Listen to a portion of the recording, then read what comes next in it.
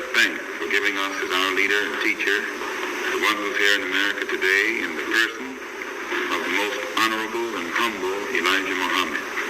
Brothers and sisters, first I want to express how thankful I am to Allah for blessing me to be able to be here this afternoon at Muhammad's Mosque to see so many of our people who are interested in the truth that is being spread throughout America today by the teachings of the Honorable Elijah Muhammad. Also, at the outstart, I think Minister John has already explained it, but I would like to hit on it because it was mentioned last night by, what's this man's name, Duggan, after we got off the air. And that was, someone called in and said that whenever they came to Muhammad's Mosque, we searched them. And the answer was that we don't search them, but rather we check them or examine them. And many people, including many Muslims, don't understand why we examine everyone at the door. Oftentimes the conception is given that this examination takes place to protect persons inside the mosque, or to protect the messenger, or to protect the minister. Actually, this is incorrect. You couldn't search anyone we don't search anyone for the purpose of protecting anyone. The people whom we search them to protect them from themselves. I don't think you would argue or dispute the fact that we would look real foolish telling you that we search you thinking you might have something to do someone in here some harm, and then the one we call ourselves protecting will walk around out in the street all day long. Doesn't make sense. But actually, the reason our people are stopped at the door and examined, oftentimes when you come to Muhammad's Mosque for the first time, you'll notice you have things on your person that you don't want anybody to know anything about.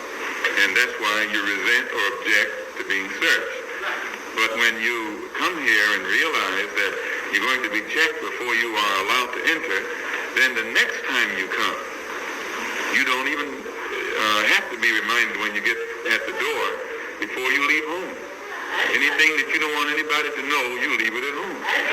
Or anything that you don't want anybody, that you know you don't have any business having on your person, you leave it at home. This is why you're checked. This is why you are examined. What's happening here is you are being taught step by step the importance of what you carry on your person. That's the only reason for it. You're taught not to come here with alcohol on your breath. If you find out that you can't get in with alcohol on your breath, you won't come the next time with alcohol on your breath. Which means that you have to abstain from alcohol in order to come here. No one is telling you don't drink, but you can't come here while you're drinking. So if you want to come, you have to stop drinking. Still, you're not being forced. So I just take time to mention this to give us a better understanding. Also, if you know that you can't get in here with a gun in your pocket, or a knife in your pocket, or a knife stick in your purse, as many of you carry, then you leave those things home when you're on the way here. And between home and here, you find out you didn't need that thing anyway. So what we're doing is teaching you in a very nice, polite way that these things just aren't necessary. And those who have been coming to Muhammad's Mosque for a long time, actually, they don't even need examining anymore. Because the ritual that we've been placed through automatically in itself is sufficient to teach us the things that we should carry on our person and the things that we shouldn't carry on our person. And all any of you have to do is look in the box sometime when we have a big rally and when we check our people out. And if you see what we pick up out of Negroes' pockets, why you'd have searching done at the church and everywhere else people congregate.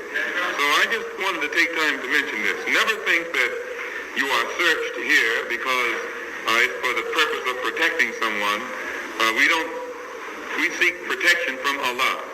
And the protection for the Honorable Elijah Muhammad comes from Allah. When you see those of us who are Muslim brothers escorting the Honorable Elijah Muhammad, it's not because he needs us to protect him, but rather out of our love for him.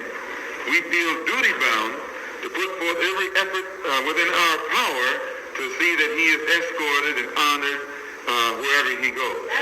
But he doesn't look to us for protection, because you and I actually don't have sense enough to protect each other. We don't have sense enough to protect ourselves. So a wise man, a man of God, a religious man, he never looks to others for protection. He only looks to God for protection. Do you understand? So as Muslims, you and I should never give people the impression that searching is done at our mosque or at our meeting for the purpose of protecting our meeting. No. When you're having a religious service, things that aren't conducive to a religious spirit should be left at home. And the Negroes have been used to carrying guns, knives, blackjacks, and don't think I'm stereotyping or dragging our people by saying that. I'm telling you what Negroes are used to carrying. You can get all uppity and say, oh, no, not me. Well, we don't take time with a microscope to see if you're different. We take all of us on the same level. They search everybody who comes through the door. Those who have been coming for 20 years, they are still patted down like everybody else. And no one resents it other than the crook who has something that he wants to hide. And since none of our people here in this audience are crooked, you don't find any of these people showing any sign of resentment. Is that understood? Secondly, I would like to hit on something else quickly before going into our short subject for today, and that is last night, the book that I was showing Duggan was this book here. It's UNESCO Courier. It's put out by the United Nations Educational, Scientific, and Cultural Organization. And so to show you how Allah always backs up any honest effort that's put forth by a believer and follower of the Honorable Elijah Muhammad, what I was showing him was this picture here of these statues that were found over in Egypt, Upper Egypt, of black men that were placed there or carved out of solid granite thousands of years ago. And if you notice, he didn't ever turn it toward the camera. He kept it down. Well, I started to turn it toward the camera, but I didn't. I was trying to be polite. And at that point. And but today in the Los Angeles Times on page 2, they have this same picture. You look in today's Los Angeles Sunday Times, and they have a story on page 2 about this temple over in Africa. They call it Egypt, but Egypt is in Africa. And the value of which is so tremendous, it points out how the United Nations is trying to float a loan of around $30 million to save this temple from being covered by the waters that will be brought up by this Aswan Dam that they're trying to build over there. And this thing is so shrewdly done that the average Negro will look at it and read it, and because it says Egypt, he never identifies it with him or him with it. It shows you how shrewd the white man is. But when all you have to do is look at the features of the thing, and you can see, brother, they got all the features that the white man says Negroes have. But because it is associated or connected with something of such value, archaeological and historic, anthropological value, the white man tries to steal it for himself and says, no, these are white people, these aren't black people. Now, this is the basic reason why the white man accuses the Honorable Elijah Muhammad of teaching black supremacy. Because what the Honorable Elijah Muhammad is teaching you and me opens our eyes to the point where we can look back in history and see that our history was actually superior to the history of the white man. In fact, our culture was the best. And best does mean supreme. So when the white man accuses the Honorable Elijah Muhammad of teaching black supremacy, what he's doing actually is admitting that what Mr. Muhammad is doing is teaching the black man how to recognize and understand his true history. And our true history is supreme when you compare it to the history of the white man.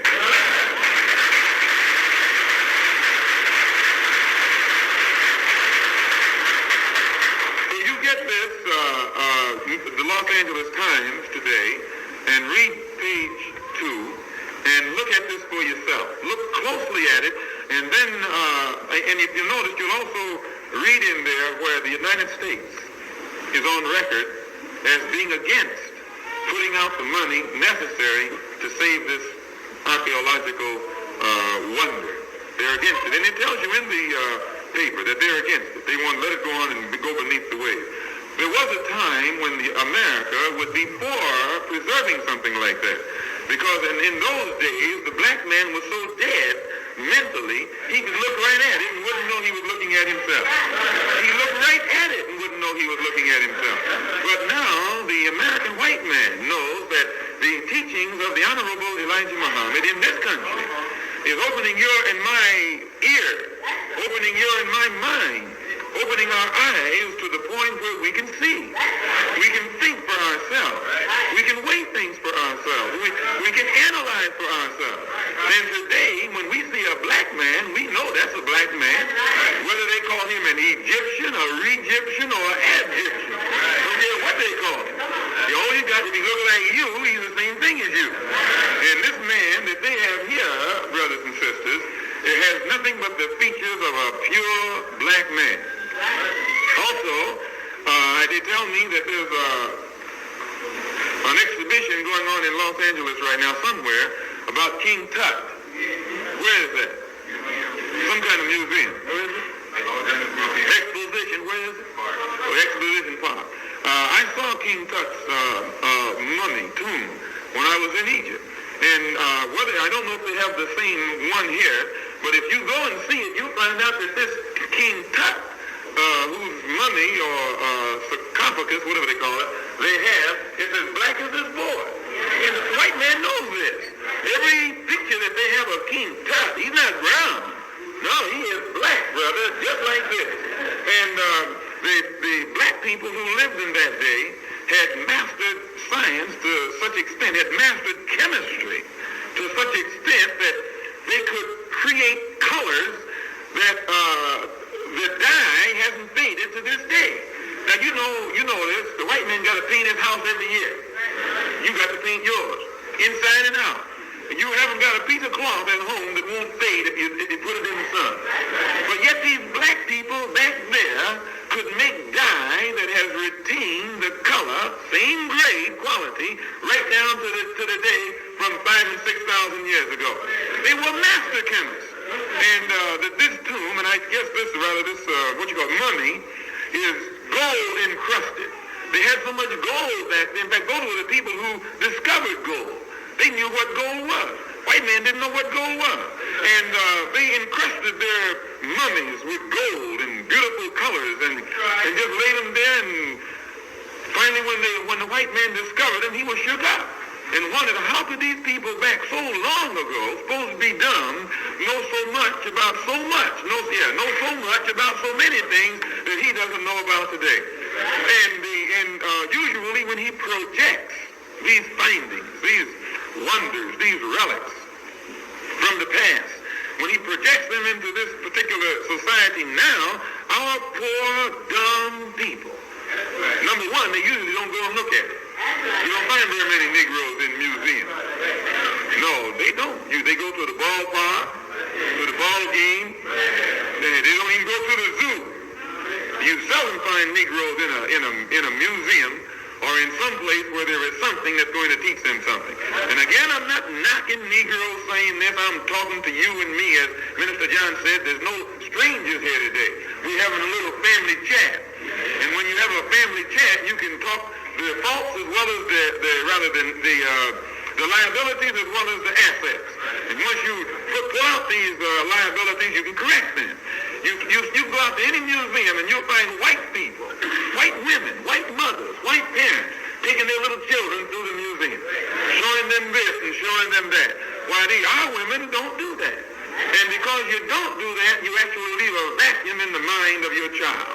So now I don't know what this exhibition consists of these Egyptian relics that's on display out here. But as Allah blessed me to see it when I was in Egypt at the Cairo Museum, all of these splendors that belong to that ancient civilization along the Nile that has shocked the white man are relics right out of the past of the black man.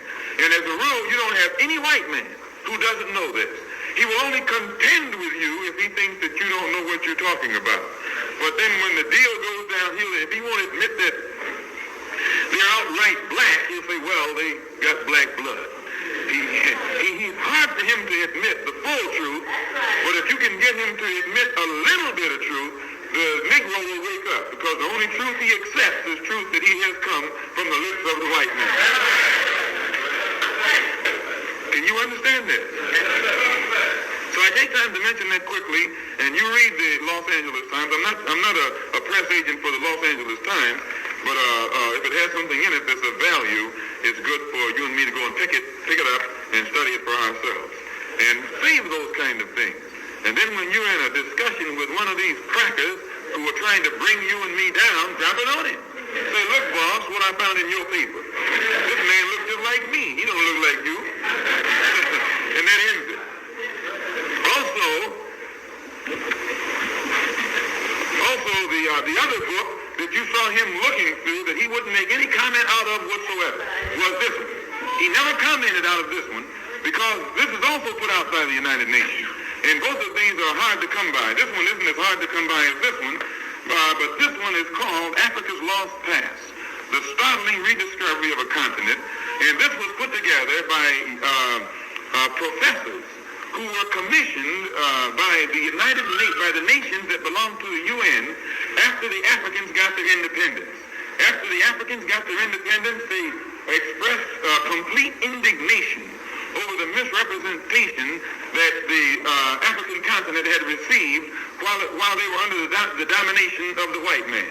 So they pressured the UN to take some of the leading scientists of this day to delve into the true history of Africa and compile a pamphlet on the lost civilizations. And so this book is a record put out by the UN, endorsed by the UN, which means it has the recognition and endorsement of all civilized, free, and independent nations on this earth.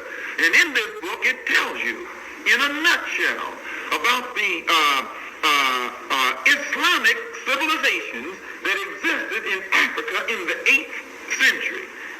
The Islamic civilization. You know what that means? Muslim civilization. It means, please, it means that the Muslim empire, that the Muslim religion, that the Muslim culture, Muslim civilization was throughout West Africa in the area called Ghana, Guinea, Ivory Coast, Gold Coast, Nigeria, all down through there. Vast Muslim empire in the 8th century. You know what I mean by 8th century? In the year 700 something. Wait a minute. 8th century. Yeah. 700 something. This means 800 years before America was discovered. 800 years before America was discovered. 800 years before you were kidnapped and brought here. I have to emphasize kidnapped and brought here because some of y'all think you come over here as pilgrims on the Mayflower. But 800 years before our forefathers were kidnapped and brought here, the white man admits today that the Islamic civilization, the Muslim civilization, stretched throughout Africa. And he has to admit it now. And just to read you one paragraph from this book to show you why he didn't want to go into it. And frankly, in one of our court cases in Buffalo, New York, a couple of weeks ago, the white man, because he couldn't get a Muslim to testify against Mr. Muhammad, he went to Columbia University and found a Jew professor who was supposed to have been an expert on Islam. And he paid this Jew to come as his witness for the state and try and prove that Mr. Muhammad wasn't a real Muslim, and also that there was no Islamic culture in Africa, that it's wrong to tell Negroes that we should be Muslims now because we were Muslim then, because there was no Muslim civilization in Africa. This is what this old man testified to, white man. So naturally, Allah blessed us to have this book from the UN,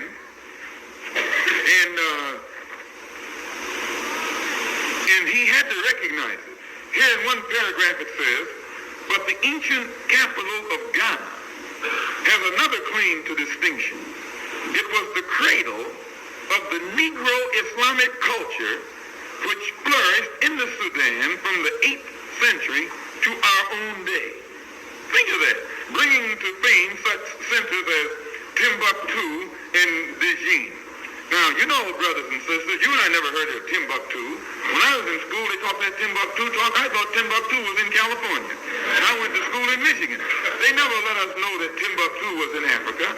But here now, they are saying that Timbuktu was one of the centers of learning in an Islamic civilization that existed in Africa 700 or 800 years before America was discovered. This is good. And when the man was trying to say that there was no, he also went on, well, they read this paragraph, which said,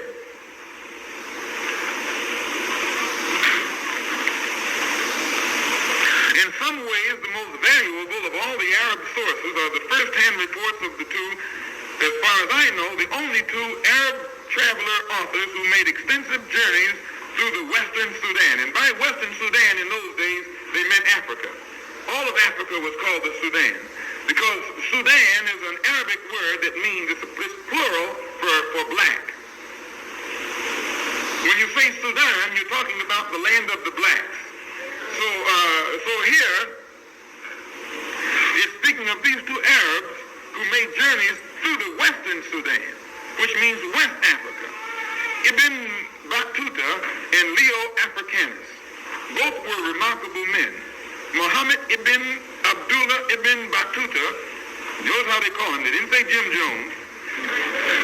Muhammad ibn Abdullah ibn Battuta, that's the kind of name you had before you came here, was born at Tangier in 1304. Pick up on this, 1304. America wasn't discovered until 1492. That's almost 200 years later. And spent the greater part of his life traveling through the Muslim world of his day, visiting Arabia, Asia Minor, Khorasan, India, China, and Indonesia, as well as West Africa. You notice now what he said? He traveled through the Muslim world. And all of these countries that he traveled in were parts of the Muslim world. And he said, as well as West Africa. And see, the white men have taught you and me that in Africa, West Africa, people were eating, they were cannibals, like this cracker tried to say last night on the television.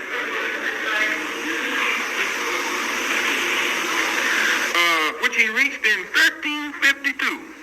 At this time, the empire of Mali still dominated the Western Sudan, and Ibn Battuta gives an extremely interesting and human account of some of its institutions. Here's what he says. Speaking in the year 1352, 100 and some years before the discovery of America, quote, the Negroes possess some admirable qualities. Now what you have to understand is, he didn't say Negroes, because he wrote this in Arabic. And these white professors have translated what Ibn Battuta wrote in Arabic into English. And so they're saying Negroes, but wherein Battuta, when he wrote it, he didn't say Negroes, because they didn't call black people Negroes in those days. See, you have to know all this in order to really read between the lines. The Negroes, meaning us, this is before America was discovered, possess some admirable qualities. They are seldom unjust, have a greater abhorrence of injustice than any other people. Let's pick up on it. Here this man, before America is discovered, is talking about black people are different from white people. Isn't that what he said? He said black people are against injustice. Black people are more so against injustice than any other people are against injustice. Well, this follows, you know the white man is not against injustice. He wouldn't have this country if he was. And he wouldn't have you here if he was. You wouldn't be as dumb as you are if the white man was against injustice.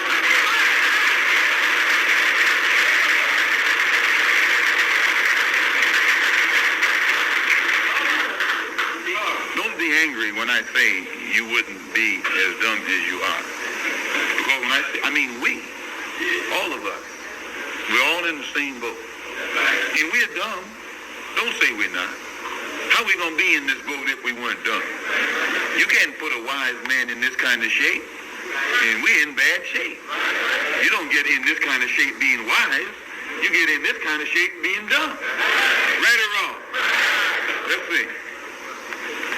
So he says here, their sultan, meaning their ruler, shows no mercy to anyone who is guilty of the least act of injustice. You see, our civilization then was so right. It was right. Didn't have nothing but justice. No crime, no stealing, no fairies running around like you got throughout the Negro community today. There is complete security in their country. Talking about the civilization where you and I live. Complete security, no robbers, no murderers. Rather, this actually is describing heaven. This is what the man is doing. He is describing a civilization that has such high morals, such a high sense of morality, that it's almost like being in heaven. Neither traveler nor inhabitant in their country has anything to fear from robbers or men of violence. They are careful to observe the hours of prayer. On Fridays, if a man does not go early to the mosque, he cannot find a corner to pray in on account of the crowd. So many people go to the mosque to pray on Friday. The man says that if you don't get there ahead of time, you can't get in. Because these people, by nature, are religious. These people, by nature, turn to Allah to give praise and to give thanks. Brother, this is being written 200 years before the white man knew that the earth was round. Another of their good qualities is their habit of wearing clean white garments on Fridays. Now you see why the slaves used to sing that song about they're going to die and put on a long white robe? Because see, you and I found ourselves so far from home. We didn't find no hope of getting back. We thought we were going to have to die sprout some wings and get back over there. And our concept of heaven was what? Long white robe. Why? Because we came from heaven. Heaven was home. Heaven was our home. Heaven was our homeland. Heaven was our homeland. Now the Beulah's land isn't up yonder. Beulah's land is over yonder. You're Beulah.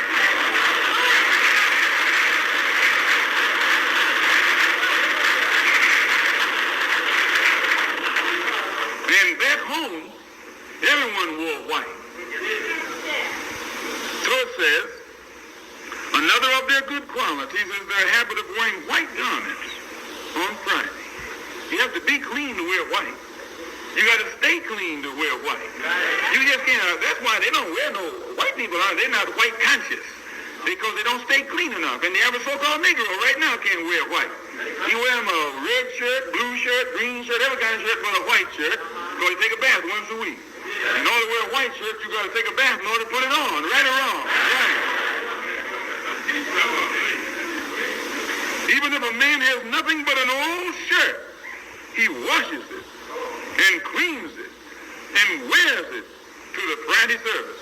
This is not being written last year. This is being written by a scientist who explored your and my country 200 years before the white man knew that America was here. And he is describing it. And it was to such perfection that it has been handed down, and you think he was talking about the followers of Mr. Muhammad today. And he says, yet another of their qualities is their zeal for learning the Quran by heart. What was their religion?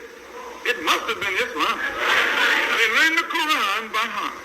And now, brothers and sisters, despite this description of your and my people, the level that we were on culturally, spiritually, intellectually, academically, politically, socially, and otherwise, 200 years before the discovery of America, oh, look at us now. What happened to us? How could it be possible for someone to function and live and exist at such a high level then and come down to such a low level today? How could it be possible for you and me to be at such a high cultural level that the scientists of that day wrote books about us and marveled at us, and many relics of our civilization served as the wonders of the ancient world? And today, everybody is looking at us in wonder, wondering how we could come from so high to so low in such a short period of time. So I take time to mention that to show you why he wouldn't go into this book. Both of these books are tough books, and it's called the UNESCO Courier, and sometimes you can write to the UN and ask them how can you subscribe to it, because there is much in these that you won't find in any other book. This is an international publication, which means it's beyond the control of the American white man. And the only time the black man in America is going to have access to some truth that has to be truth that the white man in America has no control over. This is why it's possible to come to the mosque and get undiluted truth, naked truth, because the truth that you and I have comes from the Honorable Elijah Muhammad, and he's out of the control of the white man. White man doesn't control what Mr. Muhammad says. White man doesn't control what Mr. Muhammad does. The white man doesn't control Mr. Muhammad's program, Mr. Muhammad's teaching. And the white man can't control Mr. Muhammad's followers.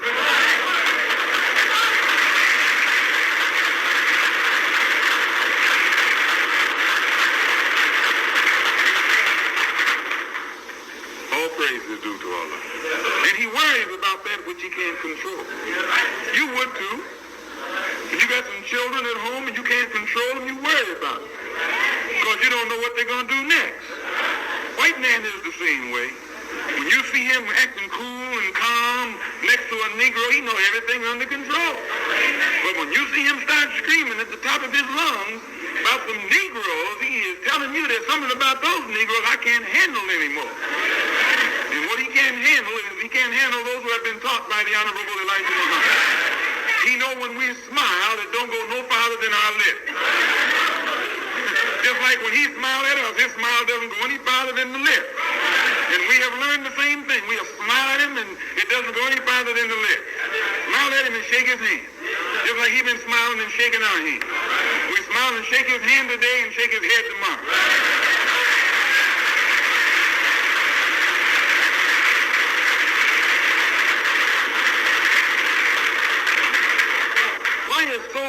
Why is everyone so worried about the Honorable Elijah Muhammad?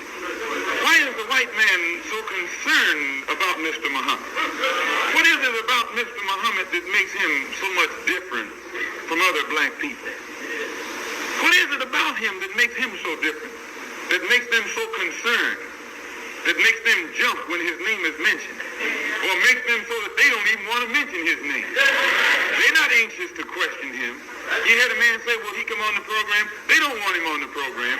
They want someone dumb like me on there, because they know I don't have the answers. Only way I can answer is to remember what Mr. Muhammad said. Mr. Muhammad don't have to remember.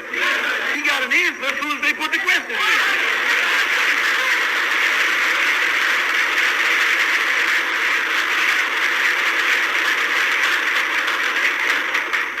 You see how they try and play you one against the other? Haven't you got a mind of your own? You know what he said? Can't you speak for yourself? That's the white man's way of building a Negro up. Well, all you got to do to knock a Negro down is tell him, haven't you got a mind of your own?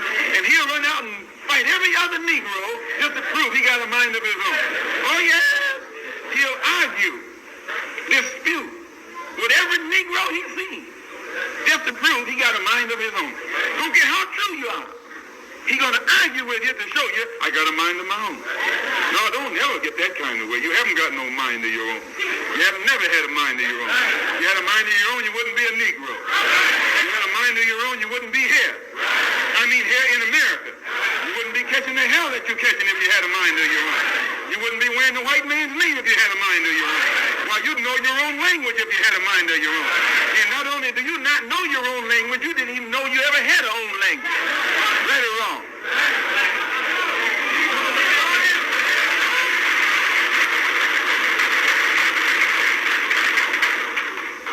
The Honorable Elijah Muhammad is a normal, natural human being, the same as you and I. He was born of a woman, the same as you and I. He had a father and a mother, the same as you and I. And because he did, that makes him qualified to be a leader and a teacher of you and me. Somebody couldn't lead us who wasn't one of us. He wouldn't understand our problems. He wouldn't know what our shortcomings were. He wouldn't even know how to speak our language. But whenever God chooses someone, God always chooses a man from the midst of the people whose intention it is he intends to, who he intends to save. This old devil's language is something, isn't it? The best way to speak it is don't worry about it. When you start worrying about this white man's language, brother, you're going to be in bad shape. God always finds the people whom he intends to save and then chooses someone from their midst and fixes him, prepares him, teaches him, qualifies him. And after filling the head of that one with supreme wisdom, divine wisdom, then he uses that one to reach and teach all of the others. An example, it's like all of the electricity that's in the atmosphere, or the electricity that comes from the powerhouse. Yet the electricity doesn't come from the powerhouse right into the light. It has to go through a what? A transformer. No, it goes through a transformer. If you put all that power in that line, it would burn the lines up. But it shot into the transformer, and the transformer breaks it down and fixes it or prepares it to go into the wire. And God is the same way. God is a powerhouse, a powerful source of light, heat, energy, and wisdom. And instead of coming and appearing right in front of the people and showering them with his spiritual light, it would kill them. It would burn them up. So God always appears and takes a man and transforms him and uses him as a transformer who will break down his great, powerful energy and let him shoot it into the people. In the days of Noah was a transformer for God. In the days of Lot was a transformer for God. In the days of Moses was a transformer for God. Today, the Honorable Elijah Muhammad is God's transformer. Do you understand?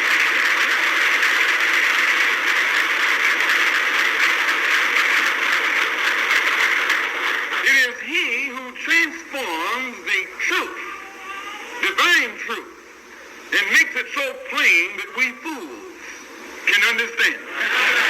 We couldn't take it from God. Oh, don't say you could, because you couldn't. We couldn't take it from God. And God knows we couldn't take it from him. In the days of Noah, they couldn't hardly take it from Noah. How are they going to take it from God? And in the days of Lot, they couldn't hardly take it from Lot. How are they going to take it from God? And in the days of Moses, they couldn't hardly take it from Moses. How are they going to take it from God? And right now, you and I can't hardly take it from the Honorable Elijah Muhammad. How are you going to take it from God?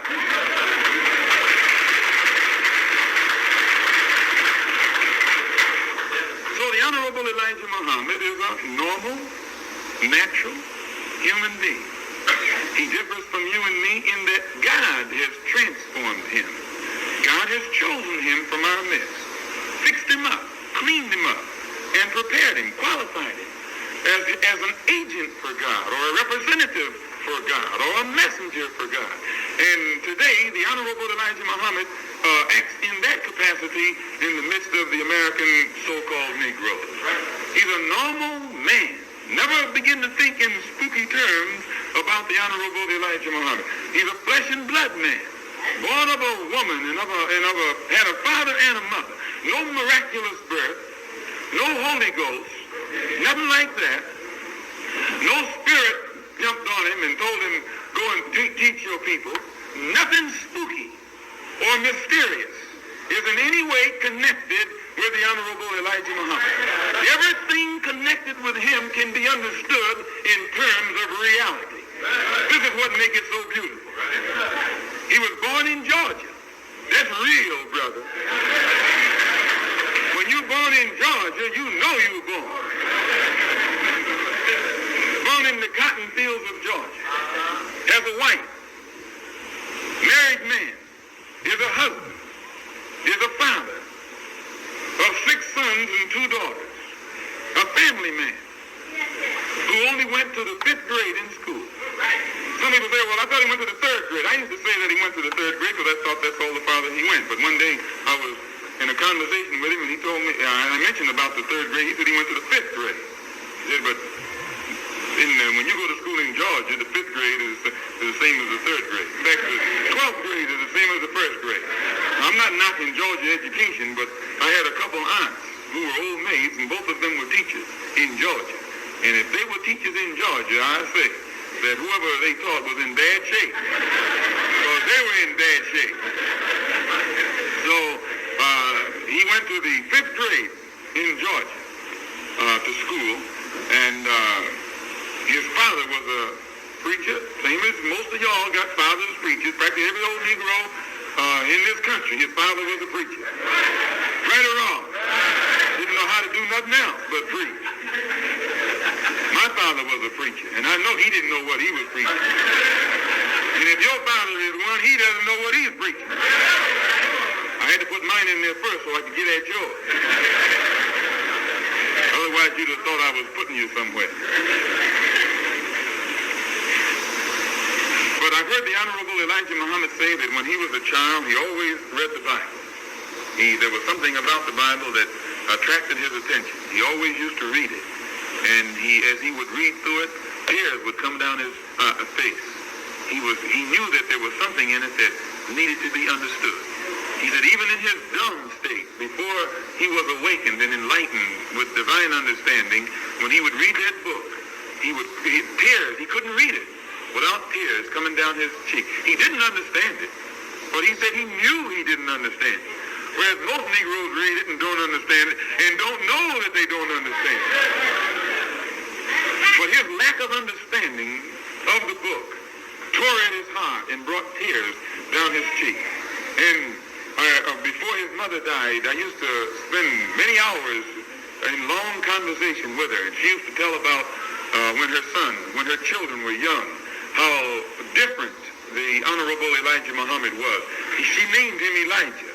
And she said that he was different. He was different than all of her other sons. She had 13 children, and he was the 7th child born to her. And that 7th child of hers was always different. And she did say that one day when she herself was only 7 years old, a little girl, she had a vision that she was going to have a son that would be different and would do a great work during his lifetime. And when she grew up and had 13 children, she didn't know that this was going to happen in her family. But yet she did know that there was something about her son Elijah that made him different from all her other sons and daughters. And even right today, when you look at the family of the Honorable Elijah Muhammad, and he has, I think it is 3 brothers living right now, all of whom are Muslims. Though he is the oldest one of his living brothers, he looks to be the youngest. He looks like a little boy sometimes. Sometimes when you look at him, he looks very old. And right while you're looking at him, he looks real young. When he's burdened, he looks old. When he has great problems, he looks old. And it seems like when he turns to Allah, that Allah lifts his burden from his shoulders, and he looks younger than you and I do. He acts younger than you and I do. He has more life, more energy, more spirit. He talks like a young man. He doesn't talk like a man 64 and 65. He don't talk that old talk. He don't wear old clothes. He dressed like a young man. He thinks like a young man. He moves like a young man. And you and I who follow him, we feel like young men. Right or wrong? All praise is due to Allah. So Mother Muhammad, her name was Mary, used to tell how this son of hers was so much different from the other children.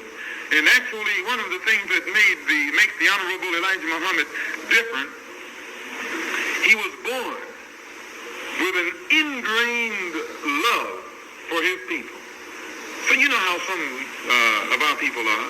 Some of our people are just automatically friendly. They're just by nature, they're sympathetic. They are by nature, they want to hear your trouble. They're interested. Then you find others, but they don't even want to hear their wife's trouble. They don't want to hear their mother's trouble. Do you understand that? Well, God placed within the Honorable Elijah Muhammad an ingrained love for all of the American so-called Negroes. And his deeply ingrained love for his people made him patient with his people. He has patience with the shortcomings of the so-called Negro. And because he has patience, his love for us gives him patience with us. He's merciful toward us, which in the next sense makes him forgiving toward us. Where we condemn one another, he doesn't condemn us. Where we find fault with one another, he doesn't find fault with us. He doesn't condemn us, he condemns the white man. He doesn't find fault with us, he finds fault with the white man. What do you look like? A child has been bitten by a snake. And because that child is sick with the poison of the snake that's circulating through its system, you're going to condemn the child. Because the child can't move like those that haven't been bitten. Because the child is acting differently. You're going to condemn the victim. The Honorable Elijah Muhammad says, no, not so. He doesn't condemn the victim, he condemns the snake. And he says that 20 million black people in this country have been victimized by this white snake, or this blue-eyed snake, this snake that has blonde hair. All of the faults, all of the shortcomings that you see existing among the so-called Negroes in America today, the Honorable Elijah Muhammad says, we're not at fault, we're not responsible. But the real one who is at fault and responsible is the American white man. So his condemnation is aimed in the right direction. His condemnation gets to the cause, gets to the root, and that's the only way by which our condition can be cured. The Honorable Elijah Muhammad feels our pain. He loves our people so much, when we hurt, he hurts. This is what a leader, this is the type of characteristic a true leader has to have. This is the type of characteristic a true shepherd has to have. And when a shepherd is in pain, when the flock is in pain. A shepherd is sad when the flock is sad. A shepherd is lost when the flock is lost. And this is the way the Honorable Elijah Muhammad is. This is not the way your and my leaders have been in the past. In the past, the leaders of the so-called Negro, they wanted you to be sad when they were sad. They wanted you to be in pain when they were in pain. But they were never in pain when you were in pain. Right or wrong. This is what makes the Honorable Elijah Muhammad different. He doesn't want you to feel his pain. He doesn't want you to carry his load. He doesn't want you to carry his responsibilities. He wants to carry your responsibility. He wants to carry your burden.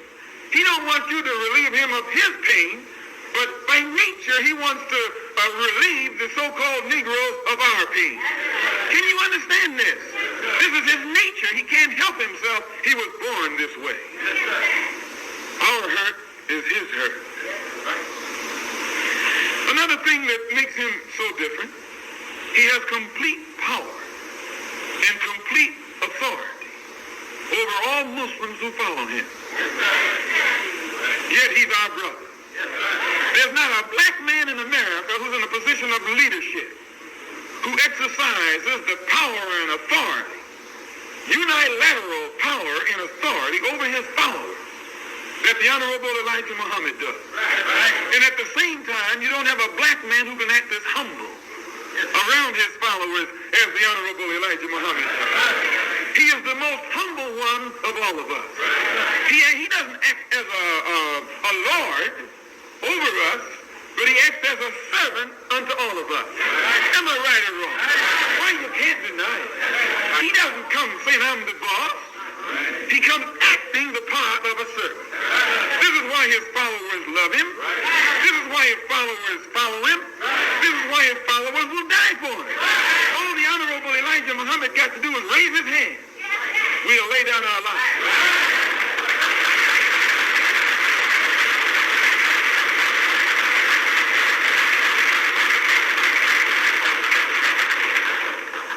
Not only will we lay down ours, we'll take yours.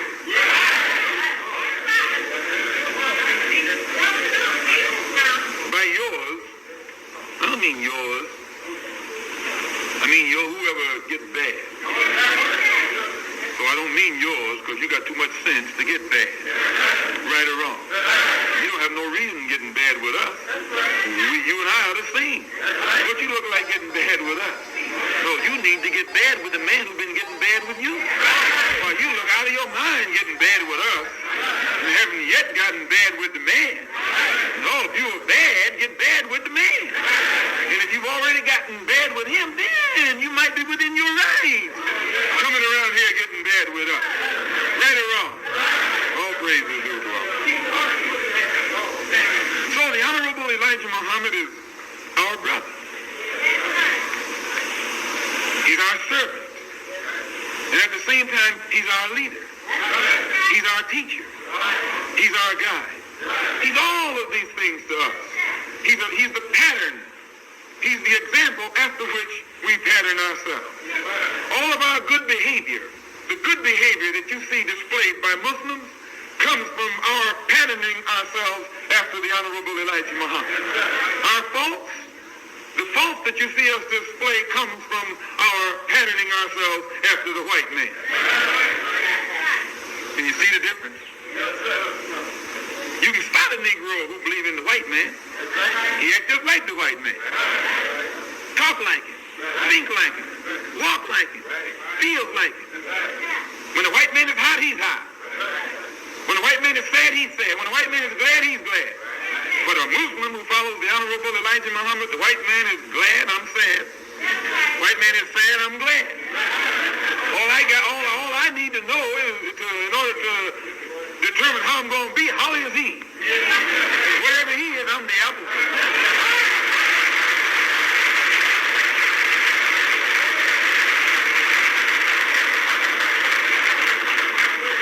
The love that the Honorable Elijah Muhammad has for us is what gives him patience with us. Like Moses. Moses loved his people. Do you know, couldn't nobody put up with those old hard-headed Hebrews like Moses did unless he showed enough love. Moses loved the Hebrews more than God did. At one time, I shouldn't say that, but I'll tell you what I mean. Because I don't know how much God loves us. That's why I qualify that thing real quick. All praise is due to Allah. I don't want to make no mistakes. Not with God. I make them with the white man, but I don't want to make them with God. If you notice, the Hebrews were so hard-headed, so stiff-necked, so poisoned, until after God had proved that he was God by smiting Pharaoh, the slave master, with all kinds of plagues, after that same God had proven his power by leading them through the Red Sea, enabling them to escape the clutches of Pharaoh, the slave master, and further proved his power by drowning the slave master, and then further proved his power by feeding them in the wilderness where there was no food. He made some, what they call some manna, come down out the sky, give him a drink of water by helping Moses just hit the rock and make the water come out. He proved that he was God all the way along the line. And then when he got arrived to the promised land, told them, okay, there she is, go take it. They rebelled against it. Now, you know, those were some tough people. They were about the same as this American so-called Negro. After displaying all this power, still they challenged God.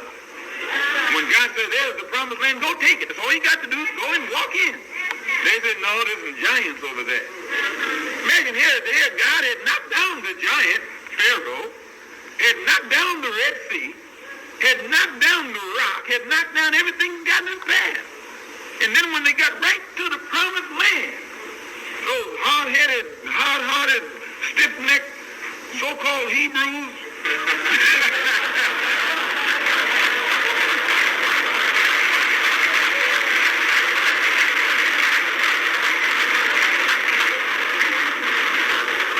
began to argue with Moses, began to argue with their leader, with their teacher. Say, you don't know what you're talking about. What you mean, go over there? That's too much. There's some giants over there. So God said to Moses, get out the way. I'm going to wipe these people out. Isn't that what he said? Come on back out. I'm going to wipe them out. They don't want to do what you say after all this power you done displayed. And they had never seen God, you know. All they saw was Moses. God was making Moses. God was making Moses God. He made Moses a God in front of them. So he didn't come on the scene and get the credit. Moses was the one that smoked the rock. Moses didn't have to smoke the rock. God could have made the water come out whether Moses smoked it or not. But God was proving to him that this was the man he wanted them to follow. So he said, smite the rock, Moses, and the water going to come out. Do you understand this? So finally when Moses had showed them that he was with God and God was with him, even though they couldn't see God, and they still rebelled, God told Moses, get on out the way. I'm going to wipe these people out. They're not worth me wasting my time with. I done brought them all through hell. Showed that I got more power than the slave master. Got more power than the Red Sea. Got more power than the rock. And they're still going to rebel. Step aside, Moses. We brought them far enough. Moses turned to God and said, please, don't destroy these people. Think of that. Here's Moses disputing with God over some worthless people. Here's Moses contending with God over some worthless people. People that weren't worth 2 cents. They was just about like you and me.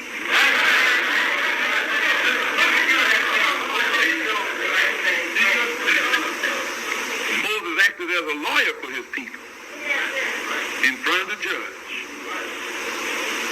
Moses told God, I know they're not worth saving, but they got your name. If you won't save them for their sake, save them for your name's sake. It has been rumored that you are with them. So everybody has seen that you're with these people. Everybody has seen that you have appeared in their midst. Now, if you lead them to rot or to die, they'll say, here was the God who couldn't deliver his people. Deliver them for your name's sake. We know they're not worth 2 cents, but save your name. You've already put your name on them. You've already said they're yours. Now you're going to turn them loose. People will say you didn't have the power to finish what you come here for. That's Moses talking to God. You and I couldn't talk to God like that. But Moses could talk to God. Moses was tight with God. Moses and God were just like the same. God had chosen Moses as his spokesman and had put a heavy responsibility on him. And it was what you call incumbent. What's a shorter word? He was obligated. I know you don't know nothing about no incumbent, do you?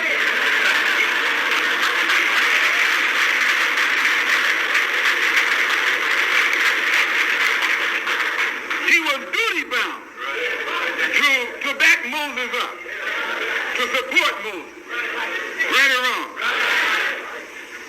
So Moses told him, you don't want to save them because of their worth, save them for your name. But God was wise. Show you how wise he was. He knew Moses had him. But see, he was all wise. So he told Moses, you right. I'll save them for my name's sake. But not these. I'll make them wander in the wilderness. They'll still keep my name. But they have worked my patience to its end. I'll send them back into the wilderness and let them rot 40 years wandering. Then their little children who still have my name, I'll take them and give them the promised land. That's something to think about, isn't it? The Honorable Elijah Muhammad is just like Moses. He was born in Georgia. When you're born in Georgia, you're born in double bondage. Just as Moses loved his people so much that he would act in their defense despite their shortcomings. The Honorable Elijah Muhammad acts in defense of the so-called Negro despite our shortcomings. He forgives us our faults. Because he knows before God cleaned him up, he had faults. He knows he had weaknesses. He knows he had shortcomings. And because he had all these things himself, he understands ours. And in the book God told Moses that in the last day, when our people would be in this condition, and we're in bad shape, he told Moses, I will raise them up, one from the midst of them, just like thee. And he'll do for them as you have done for your people. And you and I cannot deny that our condition in America is the same as the condition that Moses found his people in the land of Egypt. And we need a man like Moses. We need somebody who can do for us what Moses did for his people. And somebody who will have as much patience with us as Moses had for his people. Somebody who will be as forgiving with us as Moses was forgiving with his people. And that man God has placed in our midst, or raised from our midst, in the person of the Honorable Elijah Muhammad. He's a Moses to us. He's a Lot to us. He's a Noah to us. He's a Daniel to us. The Honorable Elijah Muhammad left Georgia with his family and moved to Detroit. And back in those days, in 1930 and 29, and the country was in bad shape. And Detroit was in worse shape. There was a depression. Negroes were jobless, on the welfare.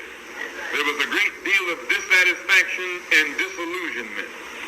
And it was at that time, in that year, in that atmosphere, that the Honorable Elijah Muhammad first began to listen to the teachings of a man whom he then knew as Mr. Farad. Mr. Farad.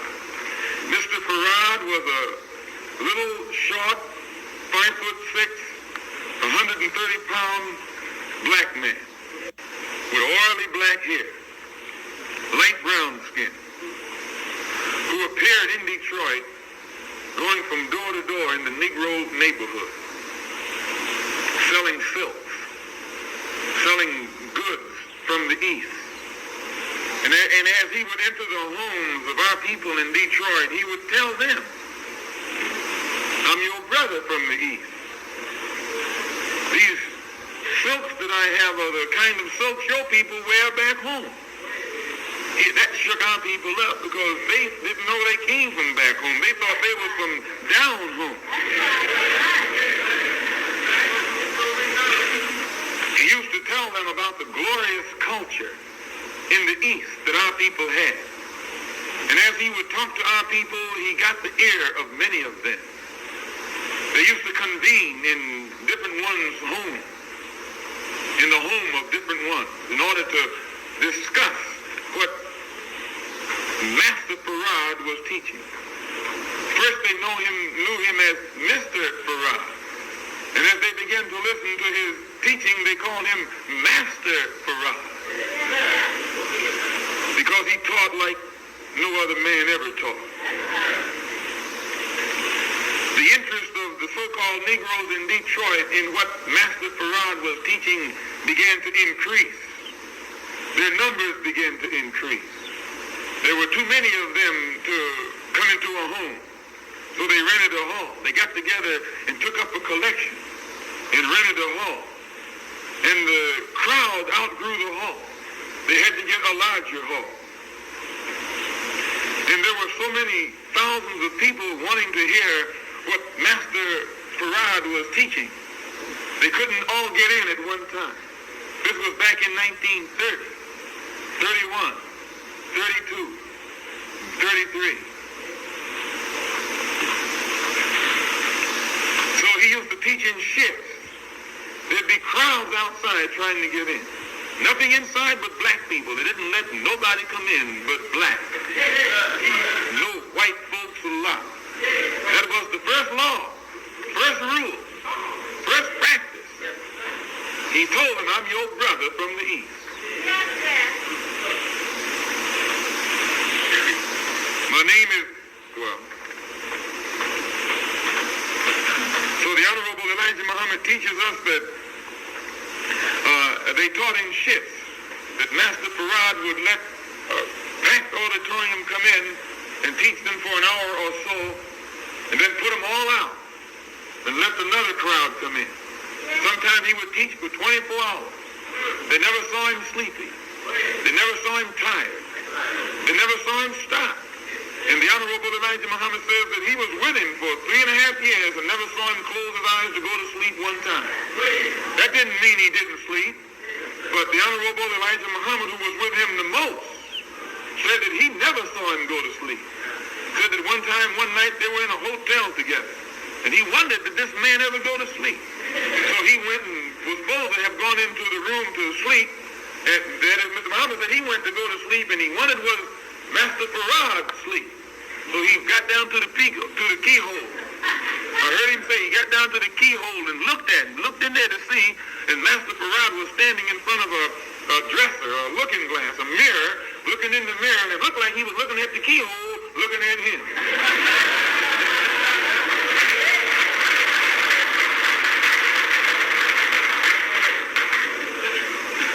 He was a wise man.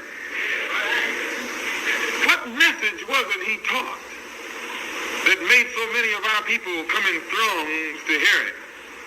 He taught the Honorable Elijah Muhammad that the American so-called Negroes are the people who are symbolically described in the Bible as lost sheep. He taught thousands of black people in Detroit that the Negro in America is the one that the Bible is talking about as the lost sheep. That the Negro in America is the one that the Bible is talking about as the lost tribe. That the Negro in America is the one that the Bible is talking about as the lost people of God. This was his message. And he said, I am your brother from the east. Your long lost brother from the east. I have come to open your eyes and tell you these things. They say he knew more about the Bible than any man that they had ever listened to. He sounded like he wrote the Bible. He used to talk about the history of Moses and the history of another scientist or prophet named Yaqub and the history of Jesus. And the Honorable Elijah Muhammad says that as Master Farad would talk to them about these biblical characters, he wasn't talking like he was repeating what he had heard somewhere else, but he talked like he was right there with Moses. He talked like a man who was on the scene with Moses. He talked like a man who was on the scene with Jesus. He talked like a man who was on the scene with Daniel and with Abraham. He didn't talk like he was saying something that he heard someone else say, but he talked like someone who was on the scene and had witnessed the lives of these men himself. And he said that the Negro in America was the lost sheep, the lost tribe, or the lost people of God. And that you and I originally belonged to the religion of Islam. He said that Islam was the natural religion of man. That Islam was the name of God's real religion. And that the nation of Islam was the nation to which the black people originally belonged. And he said that the so-called Negroes in America had been lost from their own people for 400 years. And because they had been lost from their own people for 400 years was the reason why they were referred to as the lost sheep or the lost tribe or the lost people of God. But he also taught that his coming, the coming of Master Farad, was for the purpose of finding the so-called Negro, and that he had found them. And he said that these were the people who were lost. But thanks to his coming, they were now found. So he said that we were rightfully described as the lost found nation of Islam. We had been lost from the nation of Islam for 400 years, but upon the coming of Master Farad from the east, we had been found. Do you understand that? He said that we are the lost found nation of Islam in the wilderness of North America. Why? You say, how you can call America a wilderness? A wilderness is a place where people are wild. Everything is wild. Wild animals there. Wild people there. In the wilderness, the people are savage and the animals are beasts. Now he said that a savage savages a person who has lost the knowledge of himself and living a beast life. A beast is something inhuman. He said the white man is a beast. Oh, this is what he said.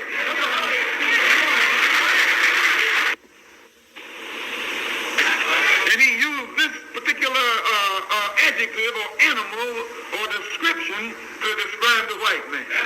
He said in America the white man is a beast. And our poor people in America, the so-called Negroes, have been lost from the knowledge of ourselves for the past 400 years.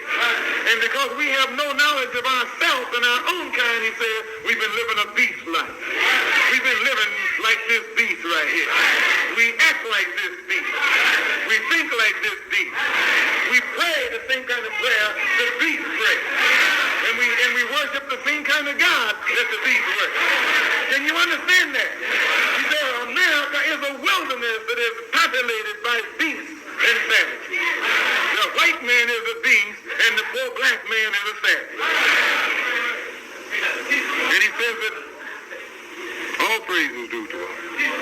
He also taught our people in that day that the truth about heaven and hell. Up to that time, the preacher in the church, the poor, ignorant preacher, he was ignorant. Think how the preachers used to preach back in 1930. Do you all remember how the preachers preached in 1930? You don't have to put your age in the street, but you remember how they preached. They were ignorant, weren't they? They taught us that hell was someplace down in the ground. Imagine this. Just picture this. It's hard for you to believe it, isn't it? It's hard for you to believe that someone would be dumb enough back then to think that there was a hell in the ground with fire and a devil going to shoot you with a fork when you go. You can't picture someone being dumb enough to believe like that, can you? Yes, you can. You read this yourself. But this is the kind of picture that the preacher gave us of hell. A place that we would die and go to. And somebody with horns and a fork would jug us for the rest of our lives after we was dead. Pick up on that. For the rest of our life after we were dead. Why, it don't even make sense. But we believed it. The fires never went out. And you and I had to tend the fire. We'd be shoveling coal all the time. And here the devil jugging us. Shovel some more. Brother, how ignorant can you get? But this is the picture we had, and this is what we believed in. Then the same old dumb preacher taught us that heaven was the opposite. It was up in the sky. You know what he said? Hell is down there, and heaven is up there. Nothing here now. Everything is there. Down there and up there. Heaven, he said, was when you die and go up there. You wear long white robes and slippers, golden slippers, and a golden crown. What else? Yeah, milk and honey. I know you know what he said.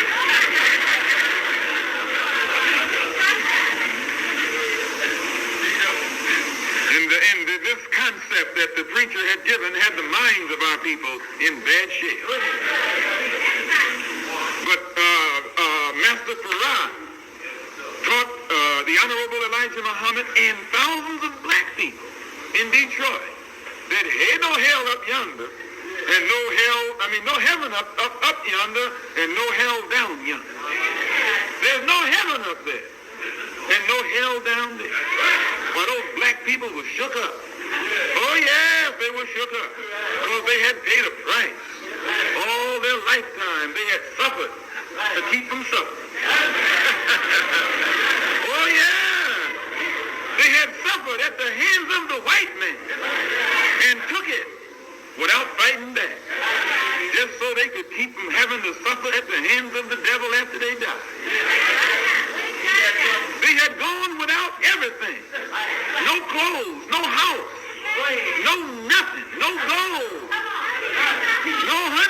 milk, no nothing, just so they could get some up yonder after they died.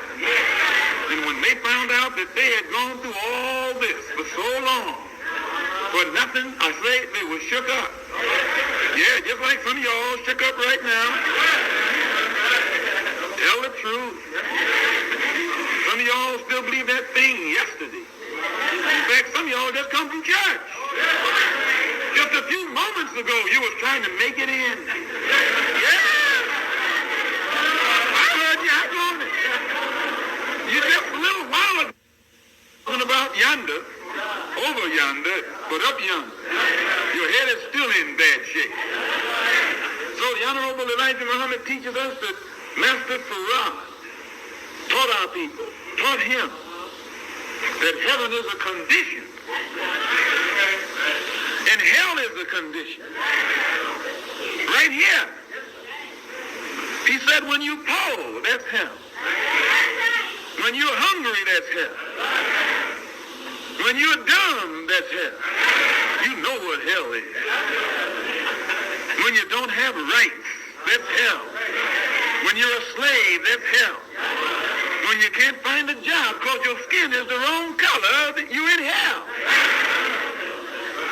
And the devil is the one giving you hell.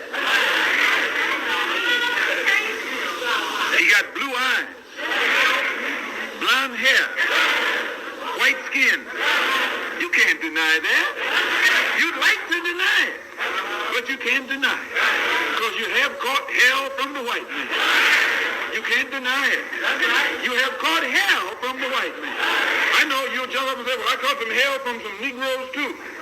That's because they was acting like the white man. They weren't white, were they? But they were acting like the white man. Likewise, they weren't devils, but they were acting like the devil. But when you see that white man, he's a devil whether he act like one or not. If he don't say nothing, he's still the devil. If he don't do anything, he's still the devil. In fact, if he wasn't born, he'd just be an unborn devil.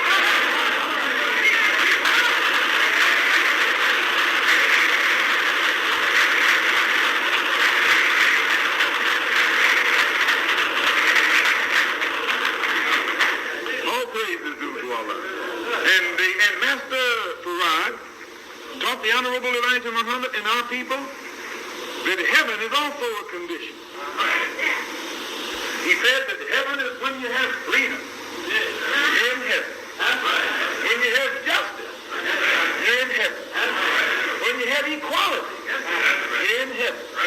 When you have security, peace, love, happiness, you're in heaven. When you're standing in the light, so you can see everything that's happening, you're in heaven. But when you're in the dark and don't know what's happening, that's hell. Right or wrong? Well, you can't deny it. You know what hell is, but you don't know what heaven is. You've been away from heaven for a long time. 9,000 miles away from heaven, and 400 years away from heaven. All praise is due to Allah. You say, what do you mean 9,000 miles away from heaven? Heaven is home. Don't you know how you used to sing, gonna make heaven my home? No, you should be making home your heaven. All praise is due to Allah.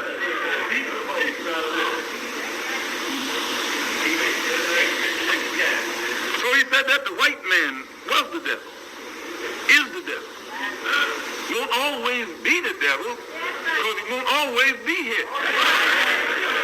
He hasn't always been here and won't always be here.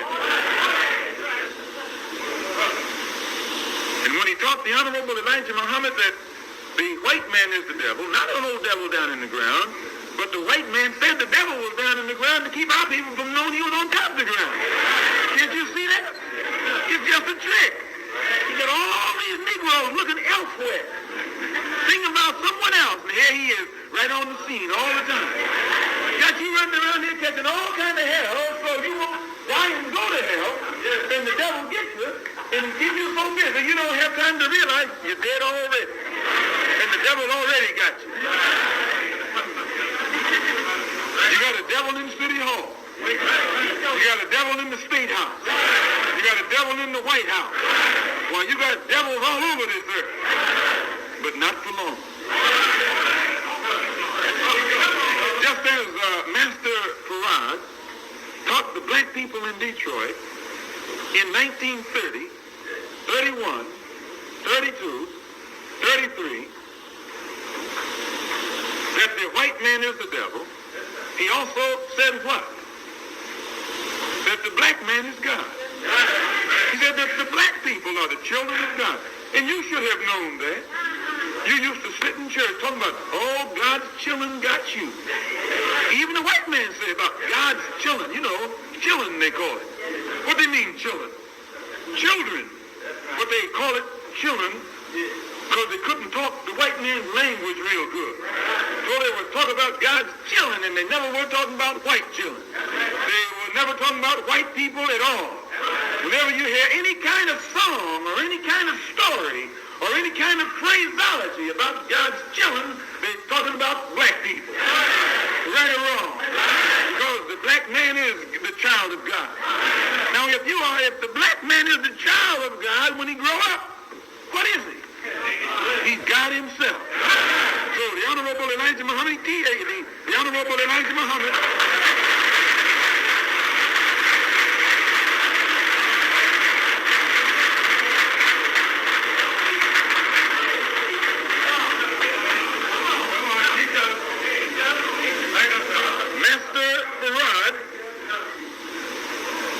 the Honorable Elijah Muhammad that the black man is the original man. That's tough. Because when you say that the black man is the original man, that means that he is the man from whom all other men had their origin. Right or wrong? Which makes him the originator.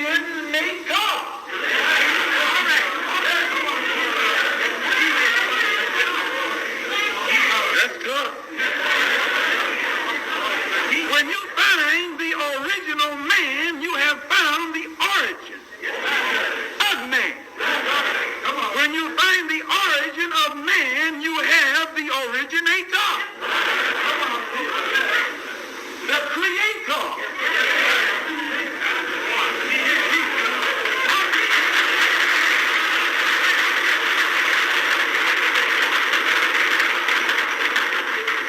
Not up in the sky, but right here on this earth. The white man knows this. The white man fears this. The white man knows that Mr. Muhammad is teaching this. That's why the white man is shaken. This is truth. You can't fight this. You can't fight this. What you gonna fight it with? If it's truth, the only thing you're gonna fight it with is lies.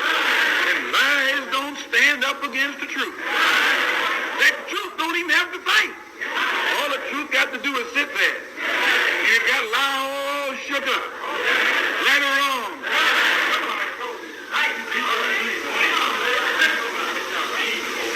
The Honorable Elijah Muhammad was taught by Master Farad that the black man is the original man. He said that he's an Asiatic black man. What do you mean Asiatic black man? He also told him that the earth that we live on originally was called Asia. This wasn't called America. That's what the white man called it. What was it called before the white man got here? The Honorable Elijah Muhammad says the planet wasn't originally called Earth. It was called Asia. And the original man on this planet was the black man. The Asiatic black man. Or the black man of Asia. The brown man is an Asiatic. The red man is the Asiatic. The yellow man is an Asiatic. The black man is an Asiatic. But not the white man. He's not an Asiatic.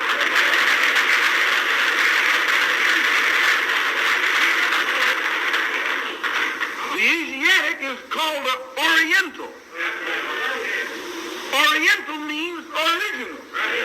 Oriental and original are the same word. Origin and same word. Same thing. The brown man is an Oriental. The black man is an Oriental. The red man is an Oriental. The yellow man is an Oriental. But the white man are Occidental.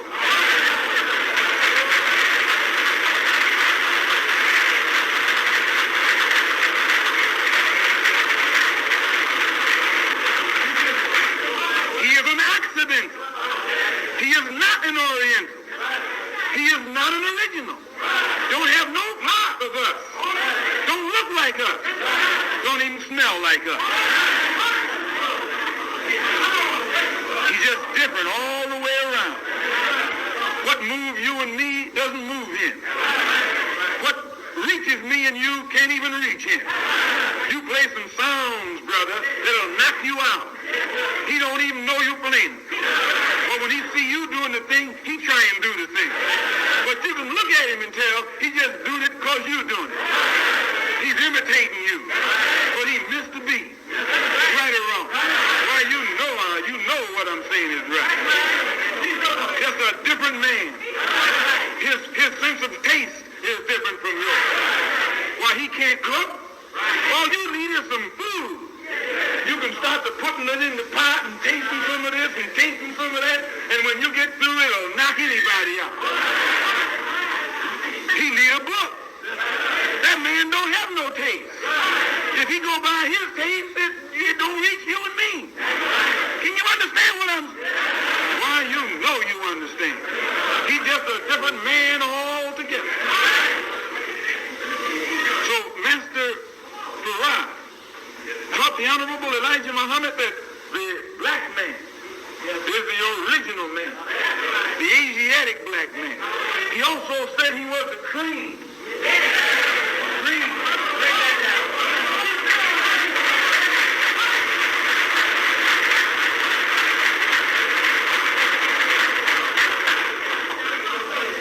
The cream of the planet Earth. Pick up on that cream. You know what cream is. You take a quart of milk.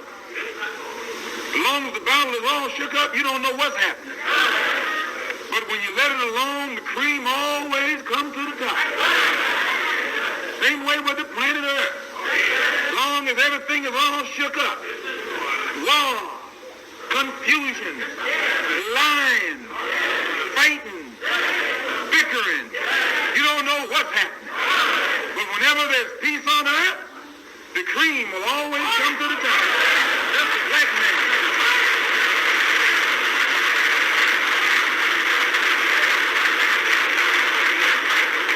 The only way the white man can be on top is through war. The only way the white man can be on top is through confusion, through argument, through upset. But you let peace come in, and the black man will come to the top just naturally. You don't have to fight. Just let him alone. And he come right on home. And his home is on top. You say, well, where's the white man's home? If the black man's home is on the top, do the white man belong on the bottom? No, he don't belong nowhere at all.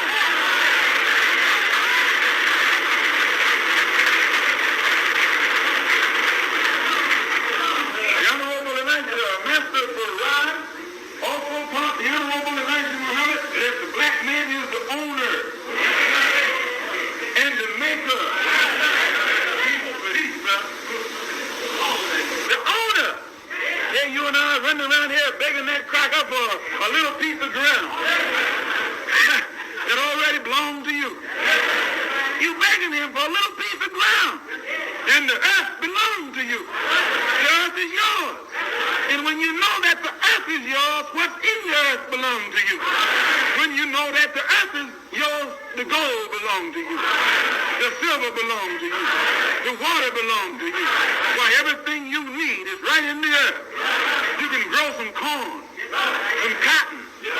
Not for the white man, but for yourself. Cotton picking, nothing wrong with cotton picking. It's just when you're picking somebody else's cotton. But when you're picking your own cotton, and cotton picking is good. All praise is due to our Lord.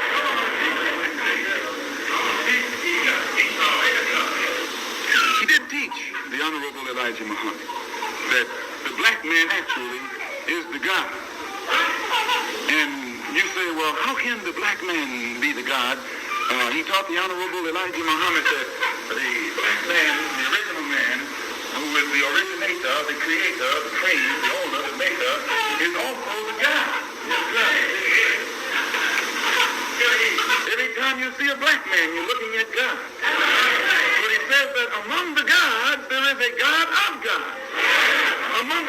The Bible tells you, among the gods, there is none like thee. Showing you that there are many gods, but among the gods, there is a God who's over all other gods.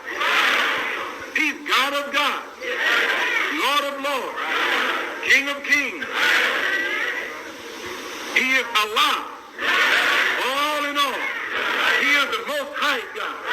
In the East, the Most High God is called Ali. The all-powerful God is called Al-Aziz. The all-wise God is called Al-Hakim. The all-knowing God is called Al-Alim. But the name for all these powerful attributes is Allah, the supreme being. He's a being, like you and I are beings. But he is the being of being. He's the supreme being. But he's a being. You a being, aren't you? I'm a being. We all beings. And he's a being. Well, how does that being different from we beings? He's supreme being. We wise beings, but he's the wisest of the beings. He's the all-wise being, the all-knowing being, the all-powerful being, the most merciful being. So we call him Allah. All in all. All praise is due to Allah.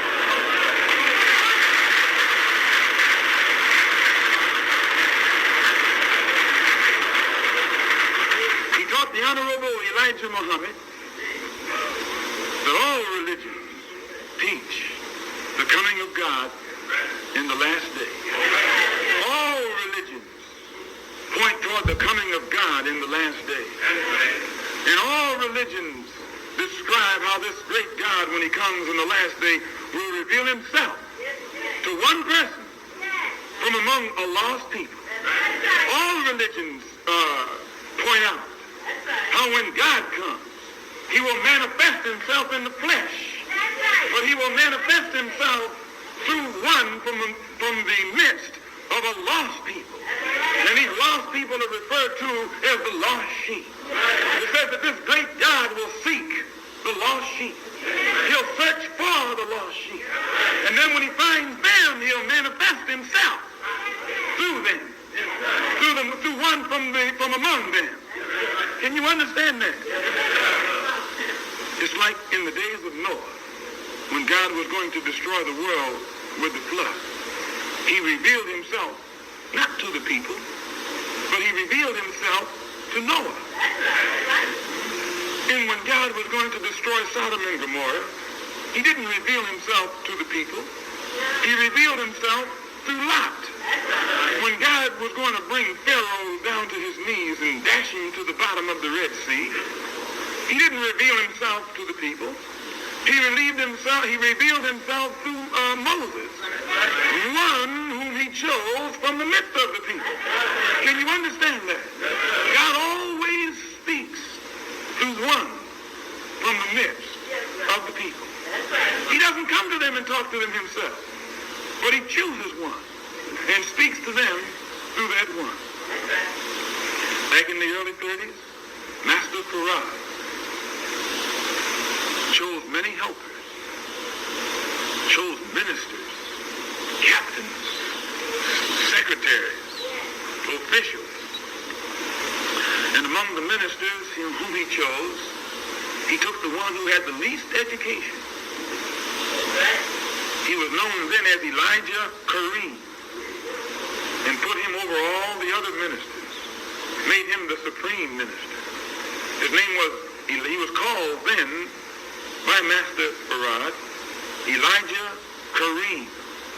In Arabic, Kareem means one who is generous, one who is worthy of honor.